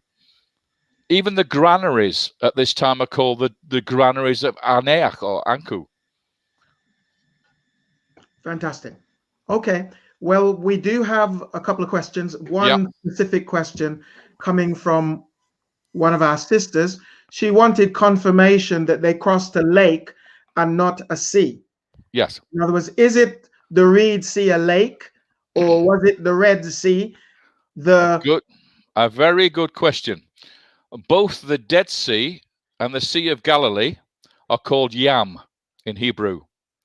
They are not seas, they're lakes. Okay, so the word Yam just means body of water. It does not mean sea. Okay, It can mean a sea, but it can also mean a lake. So, for instance, in Egypt, we have an area called the Fayum, okay, which is Egyptian Payam, which is in fact an old Egyptian lake that's still in there today. So, the Sea of Galilee, the Dead Sea, you wouldn't call them seas, would you? You'd call them lakes. They're not seas. Okay, thank you very much for that. There is another question added on to that, which is to do with Ron Wyatt said that he found a land bridge and that he found chariots at the bottom of the Red Sea. I thought that might come up. Say about that? Okay, I think it's nonsense. Okay, so I have actually had work done on depth measurements between Nuweiba and Arabia, this so-called land bridge. Okay, I've actually had big cruise liners do a depth measurement there. Okay, it is in fact 26,000 feet deep. Okay, sorry, not 26,000, 2,600 feet deep. It is 824 meters. That's twice the height of the Empire State Building, or above the height of the Burj Khalifa in Dubai. Have you ever stood underneath the Empire State Building and looked up? Or it's a massive depth. There's not a land bridge there. What you have is the Great Rift Valley on either side running through the Gulf of Aqaba, and it is thousands and thousands of feet deep. But this part is slightly higher, but it's still 26,000 feet deep. If you can imagine walls of water 26,000 feet deep, that is what, maybe 50 times what Cecil B. DeMille had in his movie. That's how tall those walls of water would have been, and the force of water needed to part that sort of water would be impossible on this planet. It would, and nobody would be able to stand up in it. I mean, God sent a strong east wind. The east wind is what parts the water. That's the thing to remember about it. God uses nature that he has created to do great things, what we call supernatural things. Super hyphenated natural. In other words, destruction of Jericho, earthquake, 10 plagues, turning the river into blood. They're all natural phenomena, but they're supernatural. And the same goes for the parting of the Red Sea. It's a supernatural event requiring the east wind to push back the waters in something called wind set down, which is scientifically demonstrable. We've actually got examples of it. That leads us to a question, which is, why then do they say that they found chariot parts in the Red Sea, and they don't say they find any evidence of any human chariot run through the Red Sea? They don't have any in the Red Sea because the Red Sea is buried. The chariots are buried 30 feet deep in mud, in silt. Okay, it's never been excavated. In terms of what they found, what they didn't find rather, in the Gulf of Aqaba, they didn't find any chariots at all. Ron Wyatt was a crook. Okay, he was a con artist. He planted a so-called golden wheel in the water there, which is actually a valve wheel from a ship. Okay, a brass one. Okay, with 4 spokes on it. You can look at it, you can find hundreds of examples of them in ships all over the world. Okay, the so-called coral, which looks like, some people think looks like chariot wheels and stuff. None of that is demonstrable at all. That's just coral. And lots of people have investigated it. So not only have you got the problem of the depth of water at 2,600 feet, which is impossible to part, but the evidence for the so-called remains of the Egyptian army is bogus. Honestly, it's bogus. Okay, one of our viewers wants to say that there's nothing impossible with the Most High. So whether it's supernatural or supernatural, they really want to get across that point. Nothing is impossible with him. Well, read your Bible. That's what I say. If you believe the Bible says that God sent a strong east wind to push back the waters. That's what it says. You either believe that or you don't believe it. All right. So there's some other comments. The stuff about ethnicity keeps coming up. Of course it does. We'll leave that one alone for now. Kelly's got something else to say. Go ahead, Kelly. Just a quick question. And you may have already covered it. In my thoughts and my belief has always been the 13th dynasty, as far as Moses and the Exodus and so forth. But you know, can you kind of give clarity, or if you haven't, if kind of briefly, like part of the reason why many will point to the 18th dynasty, they'll look at the term Moses and Moses, and can you give some clarity on that? A great question. Yes, the name Moses does occur throughout the New Kingdom in Achmosi, Tutmosi. You have Ramesses as well. So, and you have various other people with the name Moses in there. Quite right. But the earliest example of the name Moses in a king's name is in the 13th dynasty, Dudimose. And he's the Pharaoh of the Exodus. So we have the name Moses or Moshe in Egyptian royalty in the 13th dynasty. It doesn't begin in the 18th dynasty. It begins in the 13th dynasty. So we have no problem about having Moses in the time of the 13th dynasty because we have a king named Moses. We have Sobek Moses. We have Dudi Moses. We have various Moses in the 13th dynasty. Absolutely wonderful. Okay, shall we continue then? Okay, let me fire up again. See if we can get something going. Okay, 1 second. And share screen. Click on that. Share. Are we in business? It looks like we're on to where it looks like we're onto the alphabet. Now this is going to get you confused. Okay. Did Moses write the Torah? What do you think? Yes, probably you think it did. He did. Well, I'm going to take you on the journey now down into Sinai from the Sea of Reeds at Pi HaHiroth.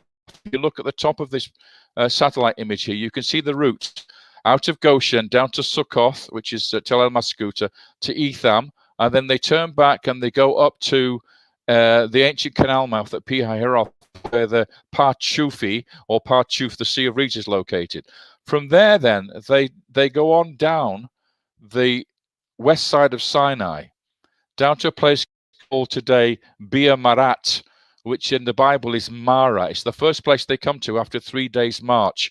And they have to get through this area because there's no water for 3 days. So it's a 65-mile hike, and they've got to do it in 3 days, which they can do because the average speed of the Bedouin walking in the desert today in these days is about 22 miles per day. So it is possible to do. And then from there, it's a short journey down on the next day to a place today called Ayun Musa, which is the wells of Moses or the springs of Moses, and that is biblical Elim. So there are matches between the names and the descriptions of these locations compared to where Moses' itinerary is, the way that he goes through the desert. He also passes, this is very important to show why Saudi Arabia is not the location of the mountain of God. And that is because when they cross the Yam Suf, they are standing in a place called Midbar Shur, which is the desert of Shur. And that is in northwest Sinai. It is not in Arabia.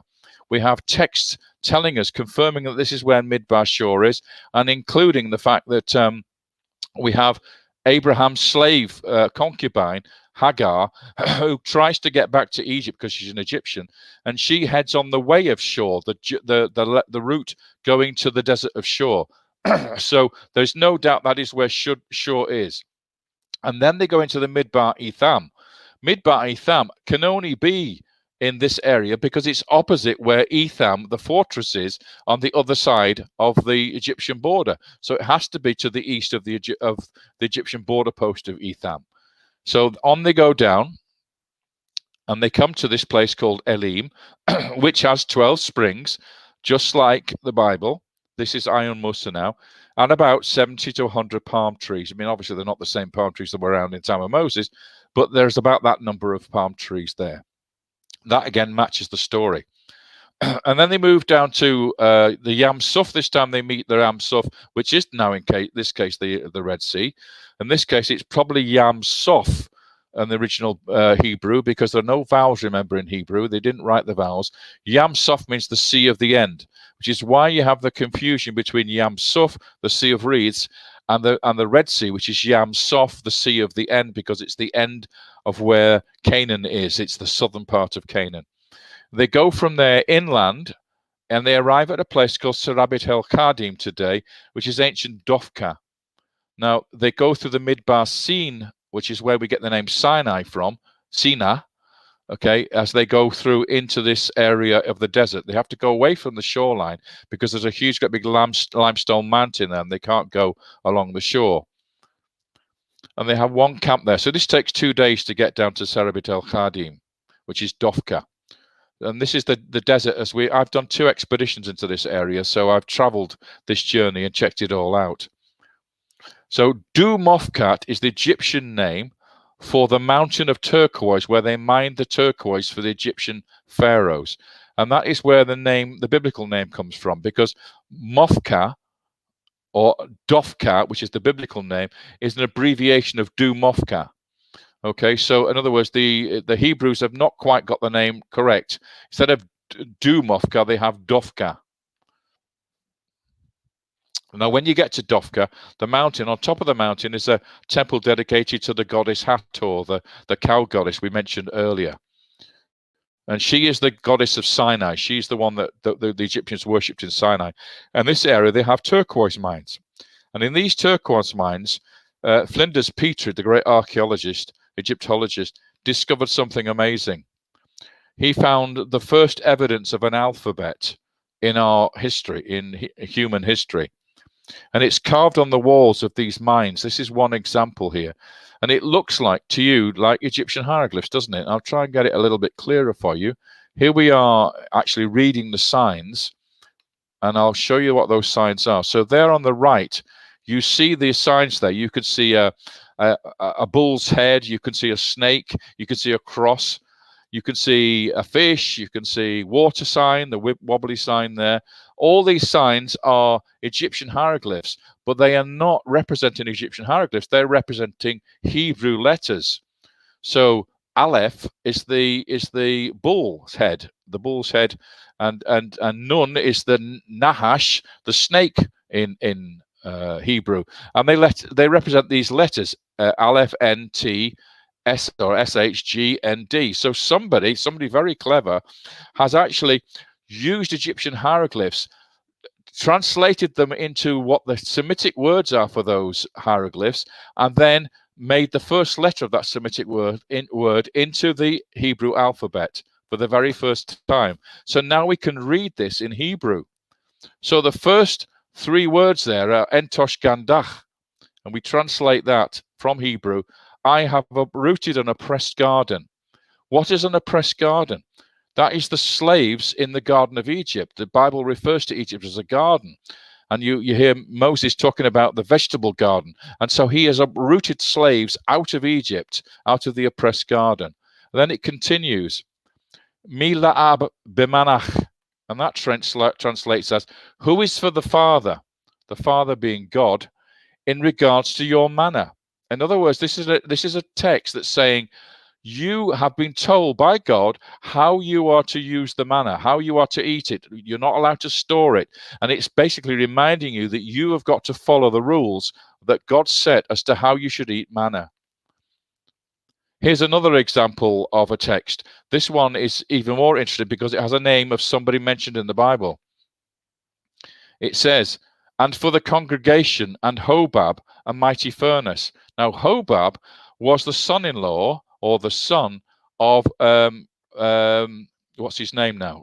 Jethro, the Midianite, who Moses went and spent 40 years with in the wilderness. So Hobab is actually a metalsmith. He's actually a person who can smelt bronze and turn it into weapons. So a mighty furnace for Hobab is the Israelites constructing a furnace in order to make the weapons and the accoutrements of the ark and the tent of meeting out of the bronze that they've actually got the copper from the mines in this area, and given Hobab the job of making the weapons for the army of the Israelites and also the accoutrements of the tabernacle. And then finally, you can actually see these are the workings of the bronze smelting works right near to this temple and the mines at Serabit el-Kadim. And here's the final text I'm going to show you, although there's about 30 of them. I just want to show you this one because this is interesting. I'll quickly go through the letters that have been identified in this and the columns from right to left. But I don't want to bother you with that Hebrew there. I'll just give you the translation. And the translation is, he who bound us in captivity. Now, who bound them in captivity? Well, of course, it was Pharaoh. He has been removed. Then their years were finished, those who strayed towards Baalat. Now, Baalat is the Semitic name for Hattor. So he's basically saying it. Those who went back to worshipping Hattor, Baalat, are dead. They've been finished. So it's two sentences. The one is, the Pharaoh has been removed, who put you into captivity, and those who went and slipped towards the worship of the cow goddess Hattor, they're dead now. They're gone. Now, of course, that's the story of the golden calf. So let me move on from Dumofkat. They take this route down through the desert, 2 days, and they get to Wadi Al-Ush. Now, Wadi Al-Ush in the Bible is the next station of the journey, which they call Al-Ush, or Moses calls Al-Ush. And so they arrived then at a place called Rephidim. The whole community of Israelites left the desert of Sin, traveling by stages as Yah had ordered. They pitched camp at Rephidim, where there was no water for the people to drink. Now, this is very important because this is where they have a great battle with the Amalekites, Exodus 17:8. The Amalekites then came and attacked Israel at Rephidim. We even have the battle site of that now. So here they are coming from Wadi Al-Ush along this route, And then the Amalekites come out of the Wadi Feiran and attack the rear of the Israelite Hebrew column, which is actually working its way towards Rephidim, which is Wadi Rephaid today in Arabic. And at site B there, where you can see that letter B, this is where the great battle took place between the Israelites and the Amalekites. And it's the one area in this part of the world where you have a flat sandy plain where you can have a big battle. And you can see there's a hill in the middle of the plain with a shrine on top of it. And guess what? That is the place called Sheikh Abu Talib today by the Bedouin. That is the place where Moses stood on the rock while the battle took place. And you remember that famous story of Aaron and Shur holding Moses up, his arms up, so that whenever his arms were raised, the Israelites were victorious. But whenever his arms dropped, the Amalekites were in the ascendancy. So this is that story in the location where that took place. And from there, they entered the wilderness of Sinai.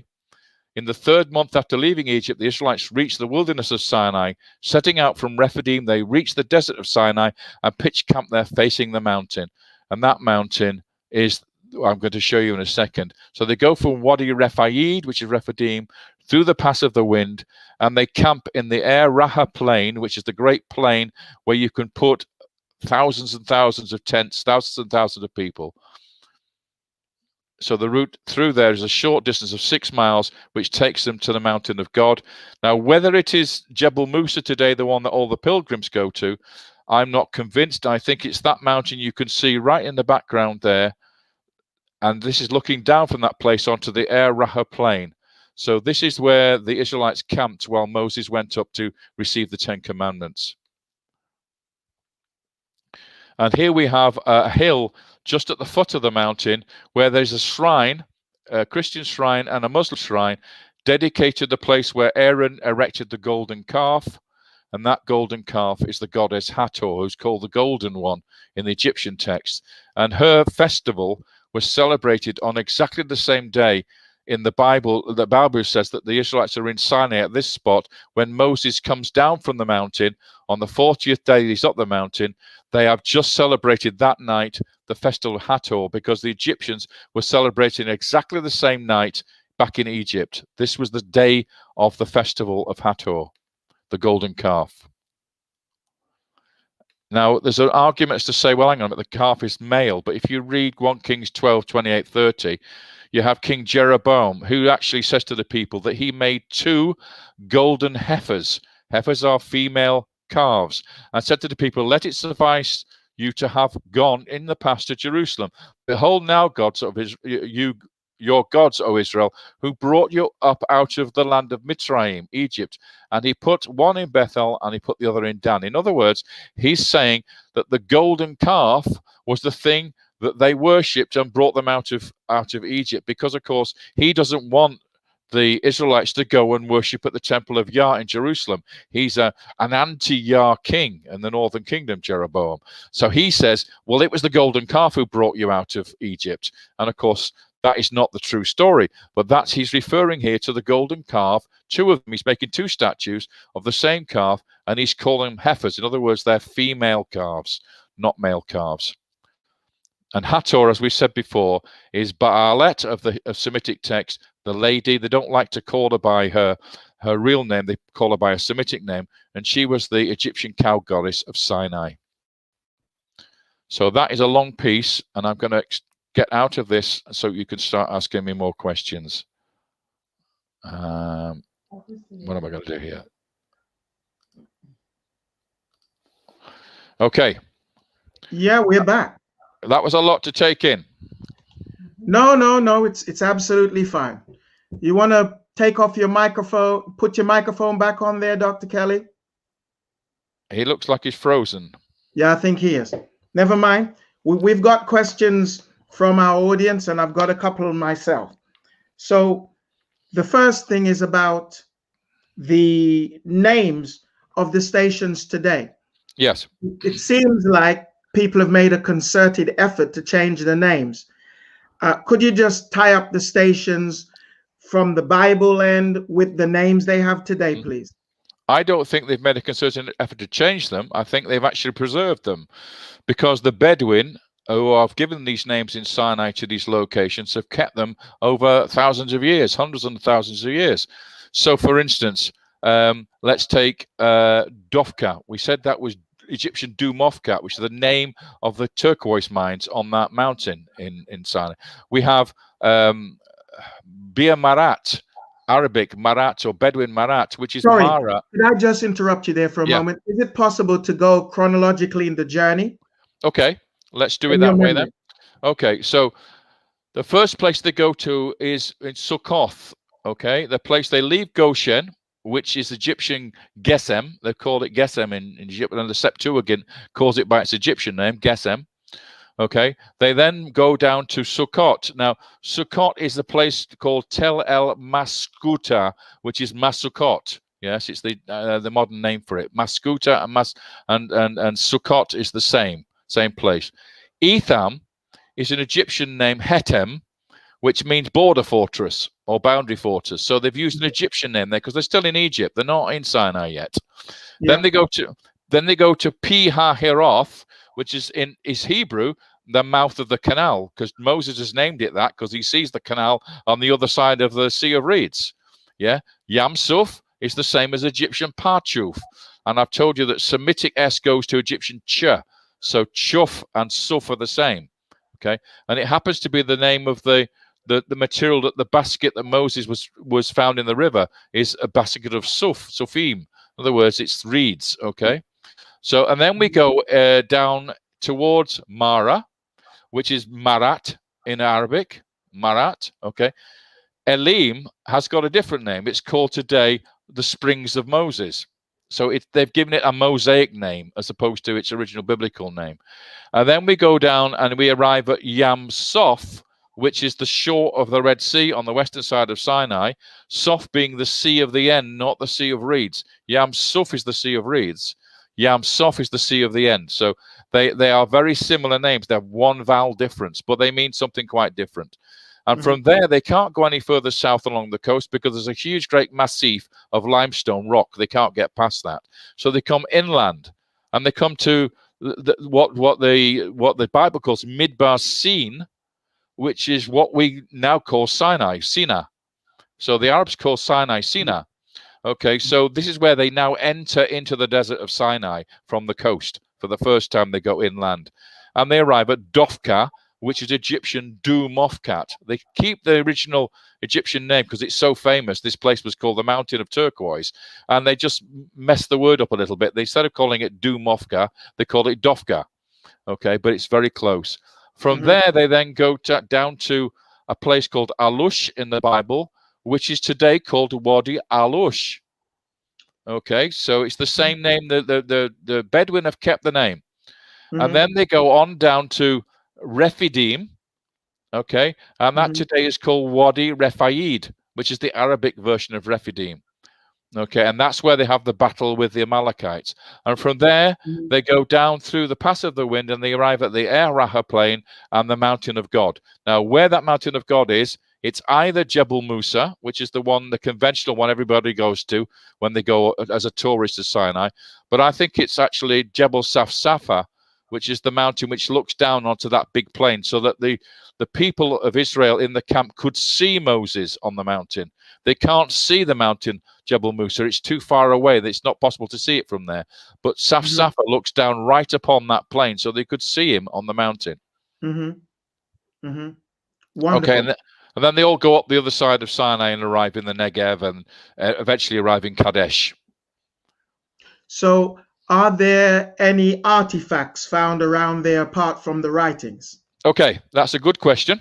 Well, the first thing is that you're in the desert. Okay, so you have no stratigraphy. There's no occupational mounds like you have in Israel and Egypt, where you have one layer on top of another of artifacts from different periods. Okay. Secondly, the Israelites did not go into the desert with pottery. Why? Because it's useless. It breaks. It's too heavy. It's too heavy to carry. They had skins, animal skins that they carried the water in. So animal skins are perishable. There will be no pottery. They didn't make pottery. No mention of pottery being made any time in the 40 years in the wilderness. They only start to make pottery again when they arrive in the promised land and they settle down. There is no pottery on the journey through the wilderness at all. They don't use it. It's not practical. The Bedouin don't use it either. They don't make pottery. They don't have furnaces because those are in towns. They have pottery furnaces in towns. They're not going anywhere near towns. They're not buying pottery. That doesn't happen in the 40 years of wilderness. What they do is they make bronze weapons because they need them for when they go conquest the promised land. So the copper mines in Sinai are used to smelt copper to make bronze for the fighting equipment for the invasion of the promised land. Well, there are some archaeologists that talked about finding the big worship altars in the desert and finding big stones with the writing on it. You've shown us some of the writing. What about the altars that they found? Are they making it up, or is it real? You're back in Arabia again. Okay, so if you believe that they crossed the Gulf of Aqaba from Nuweiba to Arabia in a 2,600 foot depth of water, and you go to Arabia, then you find a mountain there that Ron Wyatt and his crew have suggested is the place that is the mountain of God, the mountain of Moses, Jebel Musa, or the mountain of Moses. In that place, there is a site where they have some structures, okay, and they have some so-called pillars, which they think are the 12 tribes pillars that Moses erected in the desert. And I can tell you now that the archaeologists who've excavated that site say all that is Nabatean, from the 1st century BC to the 3rd century AD. And what it is a quarry for quarrying out marble, white marble, to make column drums, to make a column in some Nabatean structure. That's what that is. There is no altars there. What there is a bivouac structure, which was used for the quarrymen to sleep in and to keep their animals that they used to transport the stone to and from the quarry. The so-called writing you're talking about is Thamudic. Thamudic is actually Arabic writing from the early centuries of the AD. It's not actually anything to do with these inscriptions I'm showing you, which is called Proto-Sinaitic. It's much, much earlier. Okay, and it is the origins of the Hebrew letters. Okay, so nothing in Saudi Arabia is actually anything to do with Moses. Okay, so let's be clear. There is no Proto-Sinaitic or in any way Israelite writing in Arabia. It's only found in the Sinai, in the region of Sinai. Yes, and then it turns up in the Promised Land, in Canaan. So later, there are people living in Canaan using this Hebrew alphabet. In this dating system, it's because the Israelites have arrived in Canaan. They are now the people occupying Canaan, so they're using the same script that they used in the Sinai desert. Excuse me. There is also the question as whether Semiramis is also Hathor, is also Ishtar. Are they the same? The syncretism between different religions and different civilizations is a very tricky subject. I mean, you know, we have the Greek goddesses compared to Egyptian goddesses. It's difficult to know because most of these interpretations are made by later scholars, classical scholars. So they are identifying that, you know, the Greeks are saying, well, this goddess in Egypt is the same as that goddess in Mesopotamia or that goddess in Rome or whatever it is. And they're doing the same with the gods as well. So it's very hard to say. But yes, they all have similar characteristics. So, for instance, Isis, goddess of love, Hathor, mother goddess, the queens of Egypt who gave birth to pharaohs, young pharaohs, princes, were called Hattor. They were given the title Hattor because Hathor means the house of Horus, and the king was a Horus, the Horus kings of Egypt. So the house of Horus, Hattor, means the womb of the mother queen who has given birth to the prince who is going to become the next Horus king. Okay, so you've got comparisons of goddesses of love, goddesses of fertility, goddesses of hunting, gods of the sky, gods of the earth. All those different things are common through all those different religions. It's only unique in the Israelite and Hebrew world where you have one God, and that God is Yah. No other civilization had that. All right. Got that? So when we come down to the two Hathors, yes, why two instead of one? Because he wanted to put some in two different places, one in Bethel and one up in Dan. So he's actually saying we've got two centers of worship, so I'll make two versions of this golden calf, so you can worship them instead of going down to Jerusalem. I don't want you to go down to Jerusalem, because Jerusalem is Judah, and we no longer belong to Judah. We are in the north. We are Israel. We are antagonistic towards Judah. Don't go down to Jerusalem, worship Yah. You worship this goddess instead. Makes sense. Makes sense. Couple of questions from our audience. Yeah. Are these words, or do these words or languages still exist today? If yes, where? I guess she's trying to say the language of the Egyptians, has it changed? The language of the Israelites, was it the same when they came in the land, as in differentiated, changing it from Egyptian?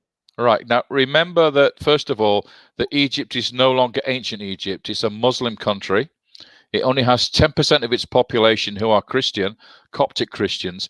In the Coptic services that they hold in their churches, they use what is basically a form of ancient Egyptian. It's evolved. It's called Coptic, but when they sing their hymns and their chants, they are singing in basically ancient Egyptian, but it's a modern version of it. In terms of the Proto-Sinaitic inscriptions in the desert, they are read as pure Hebrew. So although the signs have evolved into modern Hebrew signs, the original signs that we see in this Proto-Sinaitic inscriptions are the same as Paleo-Hebrew, which is the oldest form that we find in Israel today. So the script evolves and the language is the same. It's the same. So the language they speak today in modern Israel is very, very similar to the language we see on those inscriptions on the rocks in Sinai. Well, the script, yes, I would agree. The script, it changed from being what we would consider to be the graphic type to being letters in the middle Paleo. Correct. Yes. However, the language that is called Hebrew today is actually Yiddish, Biblical Hebrew, and Ladino, which means it's not really the true language at all. Okay, but what about the Hebrew Old Testament, the Torah? What's that? What language is that? That would be considered Biblical Hebrew, but when it's written, it's actually written in Babylonian script today. Yes, which exactly. Is not middle. Absolutely, but that's the script. But you would read that Biblical Hebrew the same way as the Proto-Sinaitic inscriptions, is what I'm saying. In other words, the Torah or the Tanakh is actually written in the same script, a variation of it, a development of it from the original Proto-Sinaitic. The language has to be the same because we can read the words the same. So in other words, let's take an example, Balat, the lady, that is Semitic. We can read it in those Proto-Sinaitic inscriptions, and if it did appear in the Bible, which it doesn't, the word Balat doesn't appear there, but it would be written the same way in the Tanakh. Okay? The script would be the same, yes. And Yah would be written the same in both. Yes, yes, it would. So I have another question. Are the artifacts found in Arabia fake, such as the split rock, the footprints, the Mount Sinai, etc.? So I think what the person is looking for is, do we get the split rock anywhere else? Do we get all those artifacts that the Bible speaks of in terms of events happening finding anywhere else? That's a good question. I've traveled and led expeditions into the deserts of the eastern desert of Egypt, and I found thousands of split rocks. Okay, it's a natural occurrence in deserts. The heat of the sun cracks rocks, big, small, all rocks are cracked. Okay, the one that they call the split rock in Saudi Arabia is 35 miles from the so-called campsite where the Israelites would have stayed at the foot of the mountain. Now, if you're going to collect water, you want to collect it at a down site nearer than 35 miles away. That isn't going to be very helpful to you. So the split rock that you find in Arabia that's been found in that area is too far away from the so-called mountain that they have there, which is Jebel El-Lawz or Jebel Makla, the two peaks there, which they say is where the camp is located. It's in fact on the other side of the mountain. Okay, so there is no reason to think that that is the split rock. And besides which, when Moses struck the rock at Mount Sinai, it doesn't say it split, does it? It says he struck the rock and water gushed out of it. It doesn't say it split. Later on, it talks about, in Psalms, it talks about Moses splitting the rocks in the 40 years in the wilderness. And the one place that we do have a split rock is in the Wadi Musa in Jordan, which is ancient Kadesh, where we also have the rock where Moses struck the rock twice and was therefore denied entry into the promised land. Now that rock is split and it's still gushing water today.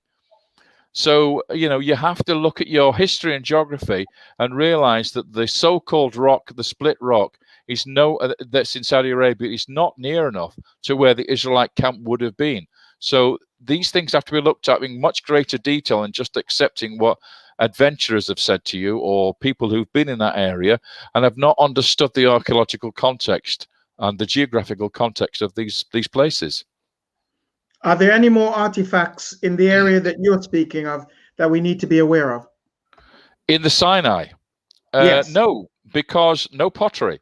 If you don't have pottery, you can't date anything, because pottery is your mechanism for dating. When you find a certain type of pot in a certain level of a stratified site, it tells you when the date of that particular period, relative date, or where that pottery was found, okay? But if you've got no pottery, and if you're Bedouin, for instance, today, and you wander through Saudi Arabia or Sinai, you leave no trace. You migrate from one camp to another, you put your tents up, you pack your tents away, and you move on. They don't leave a trace. And now we're talking 3,500 years ago. What traces would you expect to find? No camel tracks. You wouldn't find any tracks in the desert after that period of time. You're not going to find any pottery. You're not going to find any evidence of the camps. So what would you expect to find? You don't find anything of Bedouins. Why would you find anything of Israelites? Okay. Have you got another part of the presentation to go still? I have. If you got time. Yeah, we haven't reached Canaan yet. No, we're nearly there. We're nearly there, I promise you. Should we have one more go? Yes, please. Okay. Let's go for it. Let's go through to Canaan. I'm losing my voice, but I'll keep going. Here we go. Next section. Oh, look at that. Conquest. Are you ready for this one? So, we've got them to the shores of the Jordan River. They've crossed over and they've arrived at Jericho. And I showed you this picture earlier of the ruined mound of Jericho today, which is called Tel Es Sultan, and the excavations there that you can see. And one particular lady, this one, Kathleen Kenyon, excavated this site and she dug lots of trenches. I'm going to take you to this one over here, this deep trench that you've got here, to show you the destruction of the city and its walls. So this is her trench from the excavation photographs. You can see she's dug a big hole and she's gone through all the different layers. The top of the mound is the latest layers, and the older they are, the deeper you go into the mound. And here's me actually at the site investigating the stratigraphy on the side of the bulk of the trench here, where I can see the pottery and the different layers and bits of brickwork and stuff to see what date they date to. If we look sideways into this trench, we can actually see how the walls of Jericho were structured. And you'll see there's a sort of sloping plastered slope down the middle. I can put the arrow on, you might be able to. Can you see the arrow, by the way? I hope you can. This here is the sloping glacis, or what they call rampart. And at the top of it is a foundation, stone foundation, for a mud brick wall, which has now disappeared above that. So if I now transform that for you, we can look at how it looked. So the city wall sat on top of that stone foundation.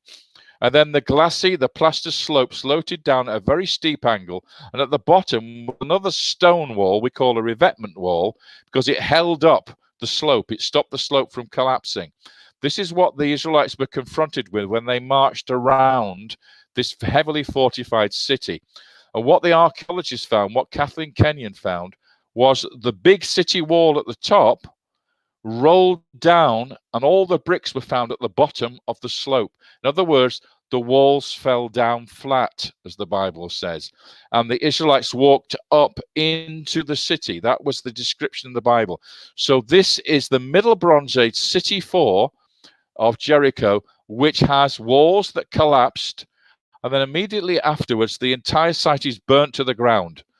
All the jars full of grain are all charcoal now because they were all burnt to the ground, exactly as it's described in the Bible. And then it was abandoned, the site, for 600 years. Nobody occupied the site. No city was there for 600 years, which again demonstrates Joshua's curse against the rebuilding of Jericho.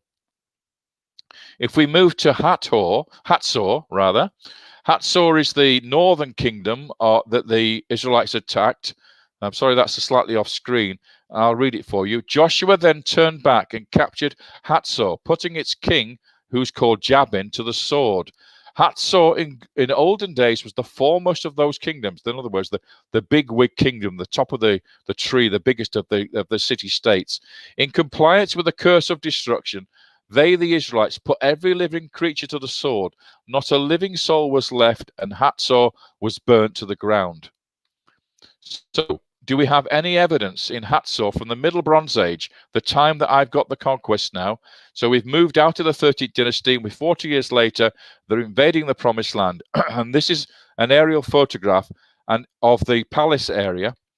And down there, in the bottom of that hole, is the corner of the Middle Bronze Age city of Hattor. And in that area, in that space, which you can see here, this is the area that's exposed of that corner of the Middle Bronze Age palace. They found this fragment of a tablet, and it names the king of Hattor who was ruling in that palace when I think Joshua came and attacked the city and killed Jabin. And his name is Yabni Adu. And Yabni, all scholars agree, is biblical Jabin. In other words, we have a letter from the king that Joshua stuck his sword in and killed when he attacked and destroyed the city of Hattor. If we go on now to Shechem, the great city where Joshua eventually came with all the tribes, having defeated the Canaanites, and he set up a great standing stone there, and he got all the Israelites to swear loyalty, the tribes to swear loyalty to Yah. And that was erected then in front of the temple there, and that still stands there today in the Middle Bronze Age city of Shechem. So here we see that standing stone on the platform in front of the temple, which is to the right there. I'll reconstruct it for you. So there we have it. That was the temple at Shechem, where the great standing stone that Joshua erected was placed for the covenant of Yah. And here it is in front of the temple, and this is the text. That day Joshua made a covenant for the people. He laid down a statute and ordinance for them at Shechem. Joshua wrote these words in the book of the law of Yah. He then took a large stone and set it up there under the oak tree in Yah's sanctuary. Joshua then dismissed the people, everyone to his own heritage. And this is that stone today in Nablus, which is the modern name for the place, Shechem. And you can see that is Joshua's standing stone, covered in intifada graffiti and then painted over the yellow paint, completely ignored by scholarship. The local people, the Jews in Israel, do not realize what this stone is. It's the most important artifact from the time of the conquest, when Joshua came and the covenant was sworn by the tribes to follow Yah in their religion. And there it is, unrecognized today. Why? Because it's the wrong time period according to the conventional dating scheme. It's much too early to be the stone of Joshua. That's because they've got a wrong chronology. And that is where I'm going to finish my presentation and get the rest of your questions. All right. We're going to deal with the questions of the people that we have first out there, and then we're going to let Brother Ron in because he's what he was doing, and he's back. Okay, so a couple of questions. The first question, I really need to know the race of the Pharaoh during our enslavement, who were these people who enslaved us? Or we who don't know. Israelites? We don't know.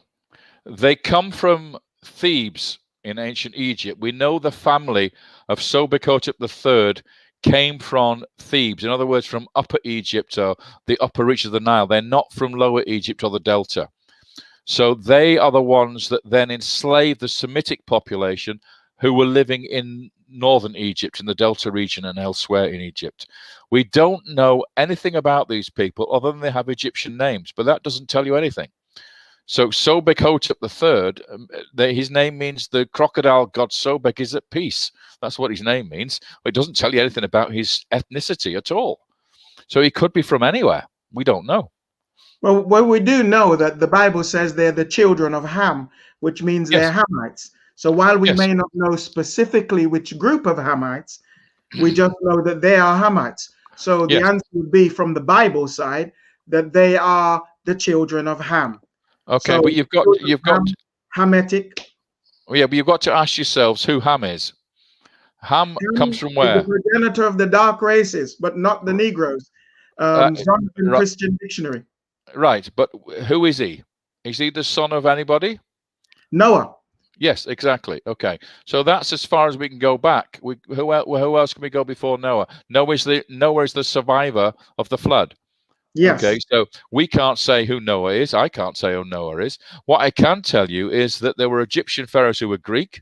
There were Egyptian pharaohs who were Roman. There were Egyptian pharaohs who were Cushite.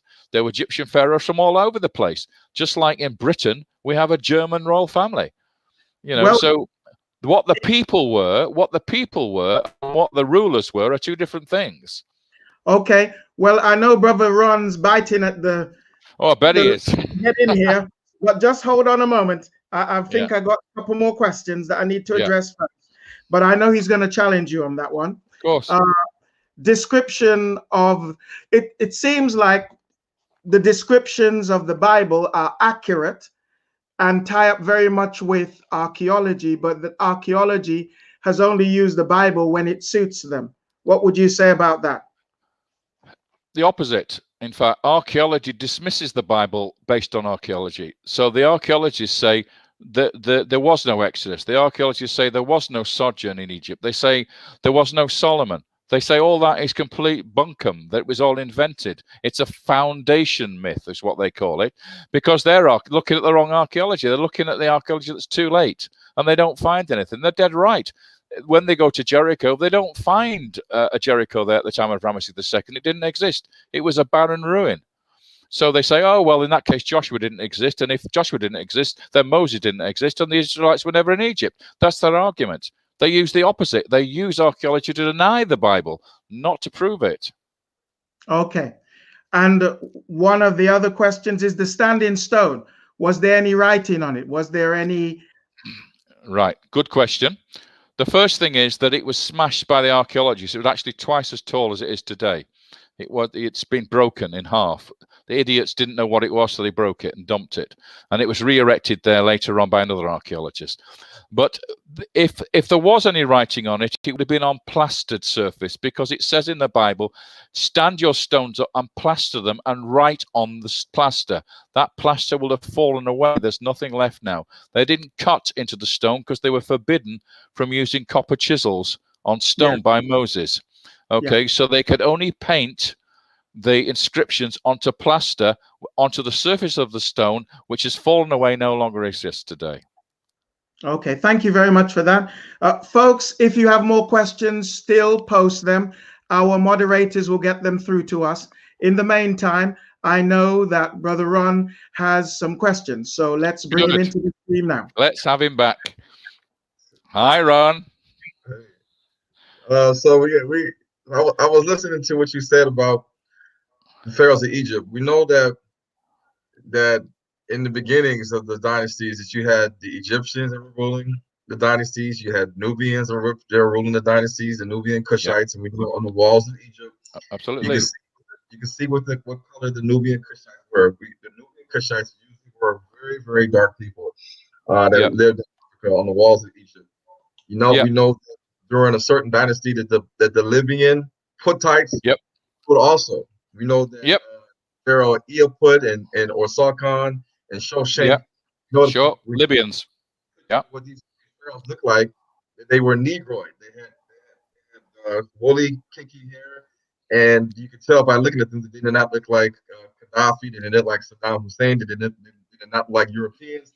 They did not look like modern Arabs or white Arabs. When you look at the Egyptians, a lot of the Egyptian statues, the ones that don't have their nose broken off, you'll see that they have wide noses. You'll see that they have the features of the cranial, the maximum, the mandible, and even the sloping of the forehead, the back of the forehead, and all these different things that point to a people that are living, that are the black people living in Africa right now.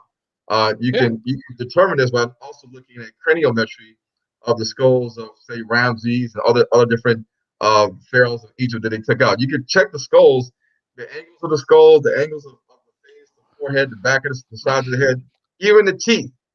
And with these, you can determine who are the closest remnants to the original Egyptians today in Africa, not the white Arabs we see today that do not even speak or read or write the ancient Egyptian hieroglyphs. Matter of fact, their DNA and their ancient ancestry connects them back to Central Asia with the Turkish people than it does with the original Egyptians. Even though that they claim that their ancestors built the pyramids, we know that that's false because they have no tradition and customs. They have no language connection to the land because they speak and write Arabic, because Arabic is a Semitic language. The Egyptian hieroglyphics were not a Semitic language. And we know that the traditions and customs, the clothing, the type of dress, the food, the things that they carry, like the staffs, even the words for God, like Ra and other things, you'll see that these are being practiced in Northeast Africa, mainly like the Horn of Africa with the Somalians and the Bejas and the Afars and the Luas and the Okoli. Is there a question coming at some point? Yes, there's a question coming. So okay, you said, good.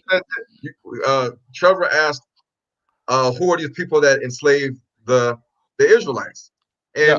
And the question is, they were black people that enslaved the Israelites, because we know that the Puttites, the Cushite Nubians, and the Egyptians were all people of color. If you look at if you look at the ancient writings of Herodotus and others, they even acknowledge the Egyptians had black limbs, brown limbs. They were Negroid. They had woolly hair, and so we know that the Egyptians of old that were enslaving the Israelites, they were not Romans, they were not Greeks, because we know when Alexander the Great came in and conquered parts of Egypt and Israel, that was around 300 BC, which when the Ptolemaic era started. And matter of fact, Cleopatra wasn't a real Egyptian; she was a Greek. Well, she was Macedonian, but yeah, okay. Yeah, but so, look, you've had a bit of time to have your speech. Go ahead. Let me ask you a question. Why is it so important to you? Easy, because when you look at what you teach is archaeological proof. So the proof shows that the Bible is real.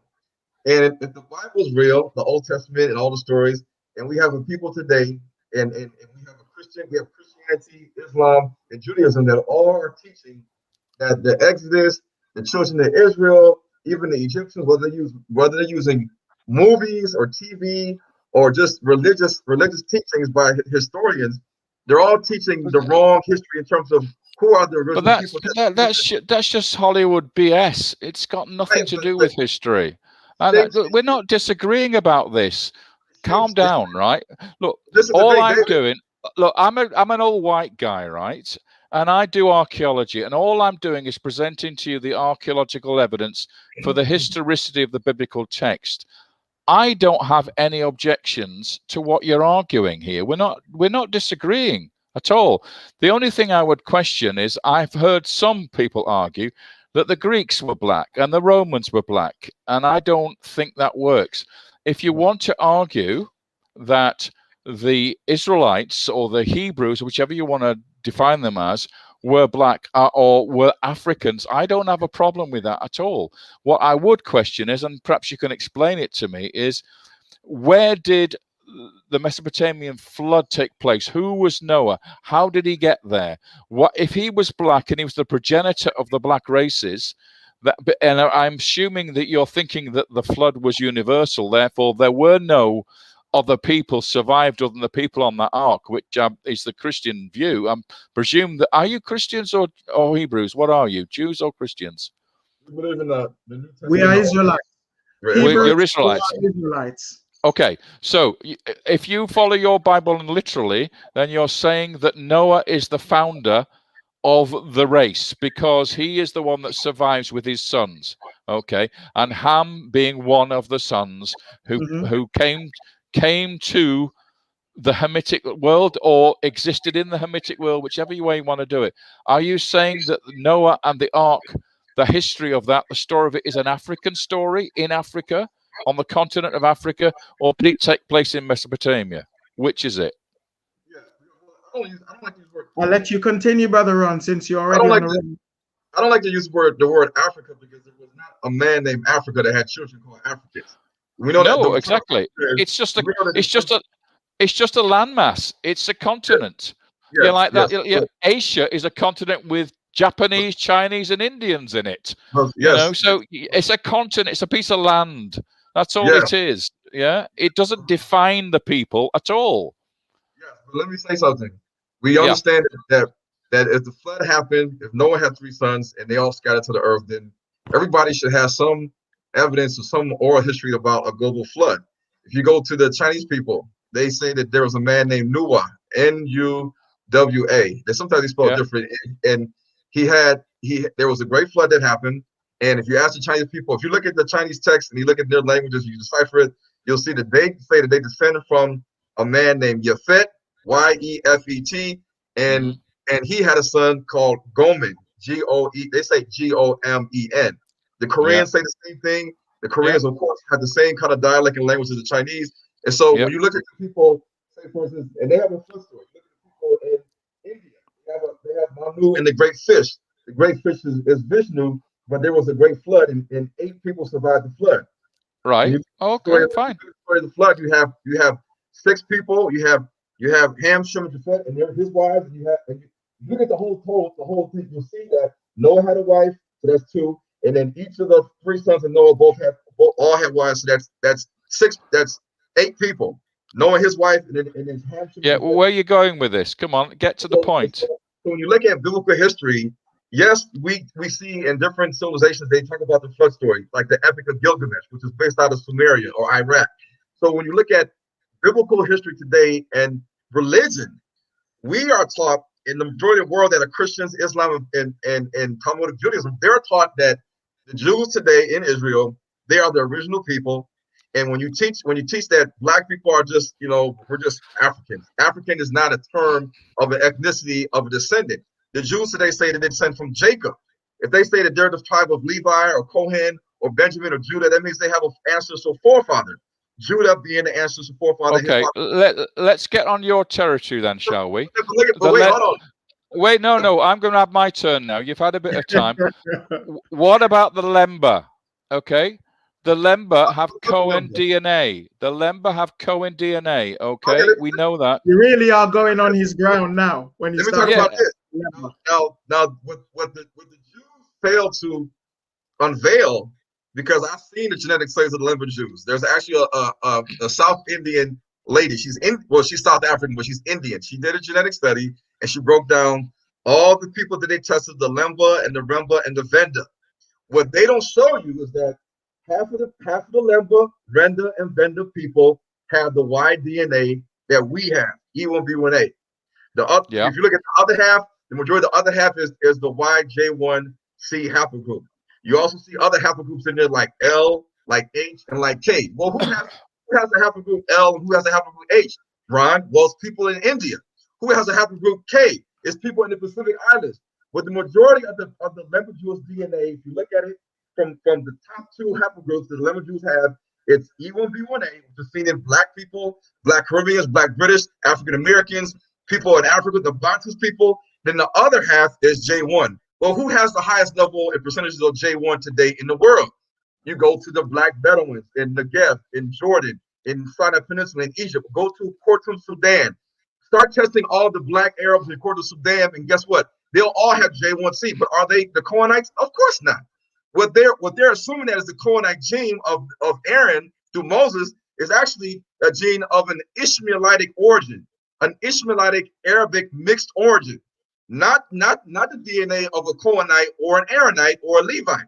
They got it all confused. Whoa. All right. So you're telling me that Ishmael is not the son of the patriarch? What does that got to do with a Cohenite? Ishmael is not a Cohenite. You know this. No, I know that. All right. So what you're saying is that the people with Cohen DNA, the Cohen priests, are not the same as the Lemba Cohenite DNA. I'm trying to tell you, there's no such thing as a Cohenite DNA. If that's the case, where's the Simeon DNA? Where's the Zebulon DNA? Where's the Judah DNA? No. That's different. That's different. The Levites did not interbreed. Okay. They did not interbreed. No. You look at Ezra chapter 9, verses 1 through 2, and it says that even the priests and the high priest also intermarried with the Canaanites, with the Egyptians, the Moabites, the Ammonites. Go to Ezra right now, chapter 9, verse 1 through 3, and you can see that it says that even the priests intermarried with other people. This is a known fact. It's in the Bible.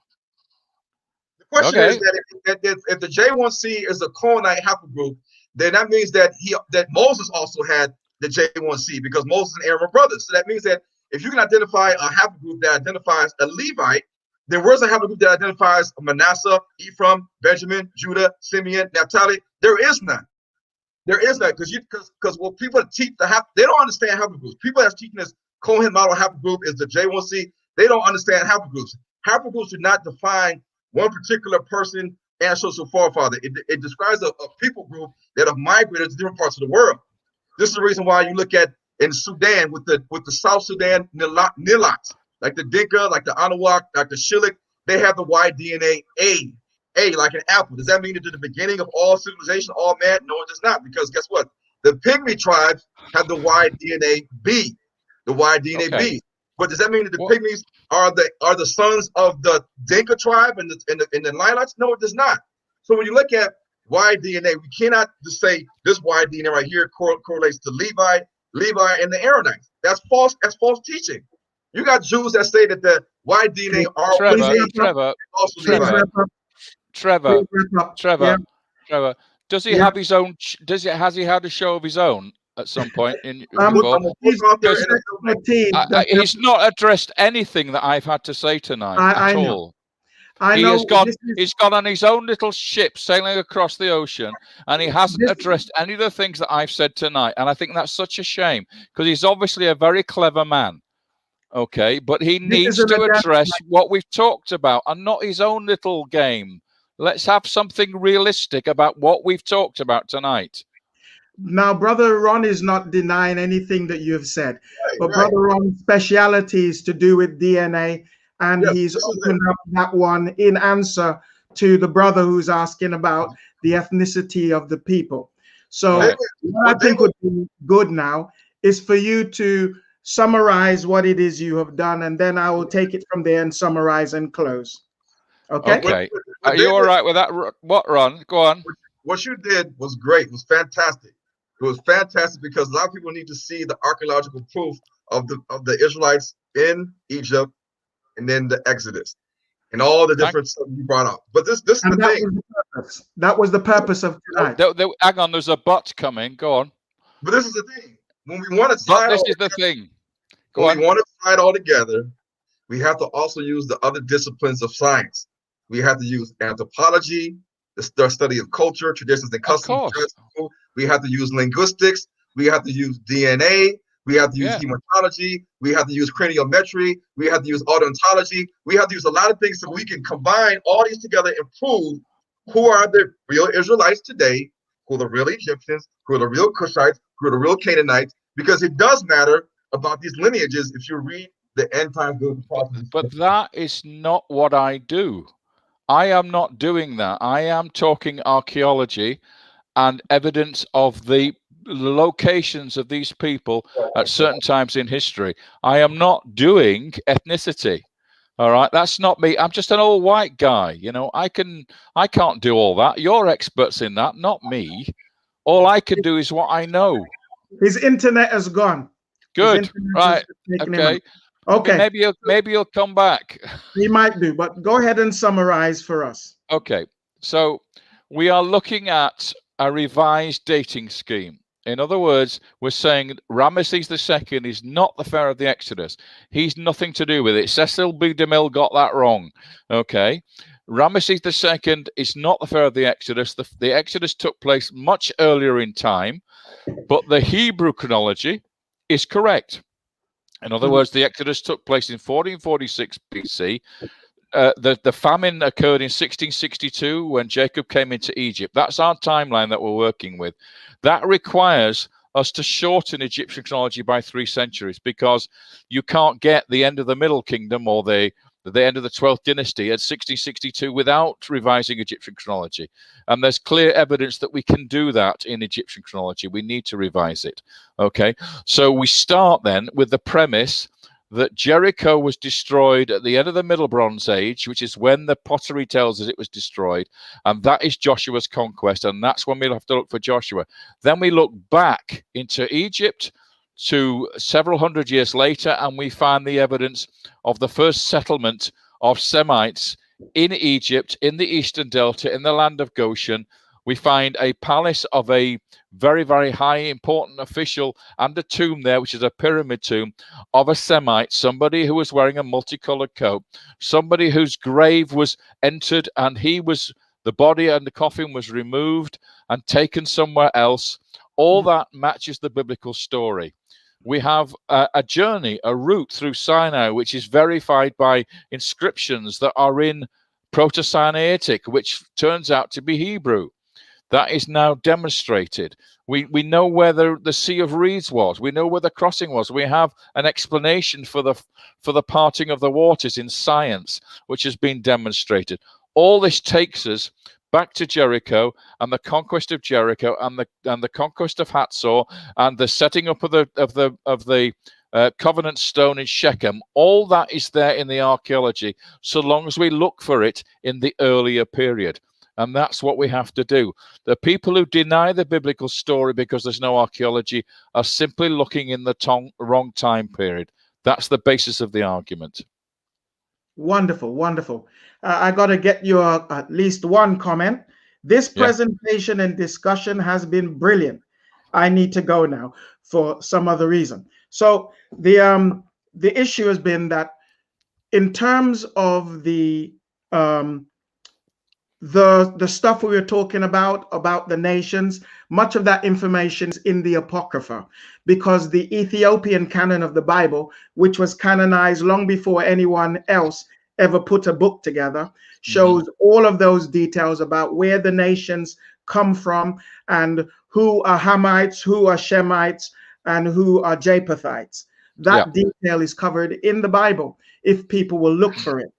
Sure. What happened is that Brother Ron is looking at the big picture and saying, you know, these are the things that are missing from the argument, not just archaeology. It has to do with DNA. It has to do with this and that. Well, I agree with you, but you can't expect an old white guy to join into that, because I don't know anything about it. It don't matter what color you are. You have fulfilled your assignment tonight, and we thank you very much for it. You have dealt with the archaeology and the history, and you've even managed, which we didn't expect, to put some of that together with Bible and say that the chronology of the Bible is correct, albeit that people are looking for the evidence in the wrong time period. So you've done a great job, and to Yah we say thank you, hallelujah, because this is information that is needed by the general Israelite community to understand that the Bible is not an excuse. The Bible is not a lie. The Bible is what it is, the word of the Most High, our history. Someone said John Baptist was Yahusha, or Yahawashai, we would say, his cousin, and he was a Levi, yet HaMachiac was from Judah. So, you know, how you work that out, they're still related. And another guy says, what did he say? John Baptist then came. Okay. Why did Joseph's brothers not recognize him in Egypt? Well, that's easy. Joseph's brothers didn't recognize him because he was styled like an Egyptian. They're used to a guy with beard, dressed differently and speaking their language. The guy was all shaved because Egyptians shaved, and he was decorated and dressed like an Egyptian and did not speak their language at first. He kept his mouth closed and did it through a translator speaking in Egyptian. Sure. Someone said, Ron is in his element, on a roll and lost. I won't go down to that. He's on a roll, someone said. Hallelujah. Thank you very much, Professor David Rohl. Excellent presentation. Thank you, Dr. Trevor Udenis, and other guests. So we want to thank you truly. We want to point out that moderators, please put up his books again. They've been putting up the books all night and saying that there are 5 books that you have written. You can find them on Amazon. You can find one of them on iBook, but just put in the name David Rohl and you will find his books in Amazon. Do dig. I was trying so hard to get his book on the Exodus, but it was not affordable in the UK, but you can still afford it if you go and get the Amazon, what's that book, that electronic thing called? Kindle. You can get it on Kindle. Kindle version. Or if you're in America, because we do have people from America that join us. If you're in America, it'll cost you a lot less than it would in the UK. So go get it in America. I encourage you to get those books. I first encountered Professor Rohl when I was watching Patterns of Evidence on the documentary, where they basically did what he has done tonight, which is take the chronology and look for the evidence rather than taking the names and trying to put them in places where you think they should go. So they looked at and dealt with an evidence-based fact-finding mission to find out, when did the children of Israel come in? What did they do? Who were they under? And when did they come out? And you have received that tonight. So, Professor Rohl, your closing comments, please. Well, just thank you, Trevor, for letting me talk to your community. It's been great fun. I mean, I did enjoy it. I mean, it wasn't a case of, being hammered on the head too hard. I quite enjoyed the debate with Ron. That was good fun. But yes, I think it's very important to stress that we're not all experts at everything. Okay. And so my expertise is in archaeology and textual interpretation. And as an Egyptologist and a specialist in chronology, those are my fields of expertise. And that's what I can be sensible about. I can't really be sensible. I'm not in your shoes, your people's shoes. I don't experience what you experience. What I do know is that humanity is multicultural and that we all exist together as one big family. We all are children of God. And at the end of the day, we need to respect each other. That's the basic principle of it all. But I hope I've given you something to think about. And I hope at some point or other we may get back together again to have another discussion about DNA. or about the name. Remember, we talked about that. Yes, indeed. Hashem. Well done. Well, we really appreciate you. And we want to say to everyone out there, do continue to review this particular video. You're going to find it's going to be very, very informational for you.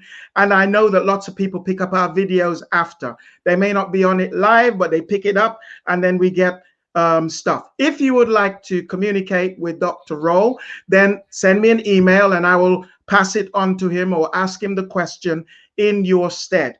So the email is HebrewApostolic@gmail.com. Everything we've done tonight has been for your edification and for our learning. We really appreciate you being with us, and we thank you so, so much. Oh, the next time we're due to be on should be on Wednesday, but don't hold me to that. I might get the itch and come on Tuesday. So Wednesday night is the book of Leviticus briefing. We look forward to seeing you. May Yahweh keep you in the truth. Bye for now. Professor Rohl, you stay there. Hallelujah.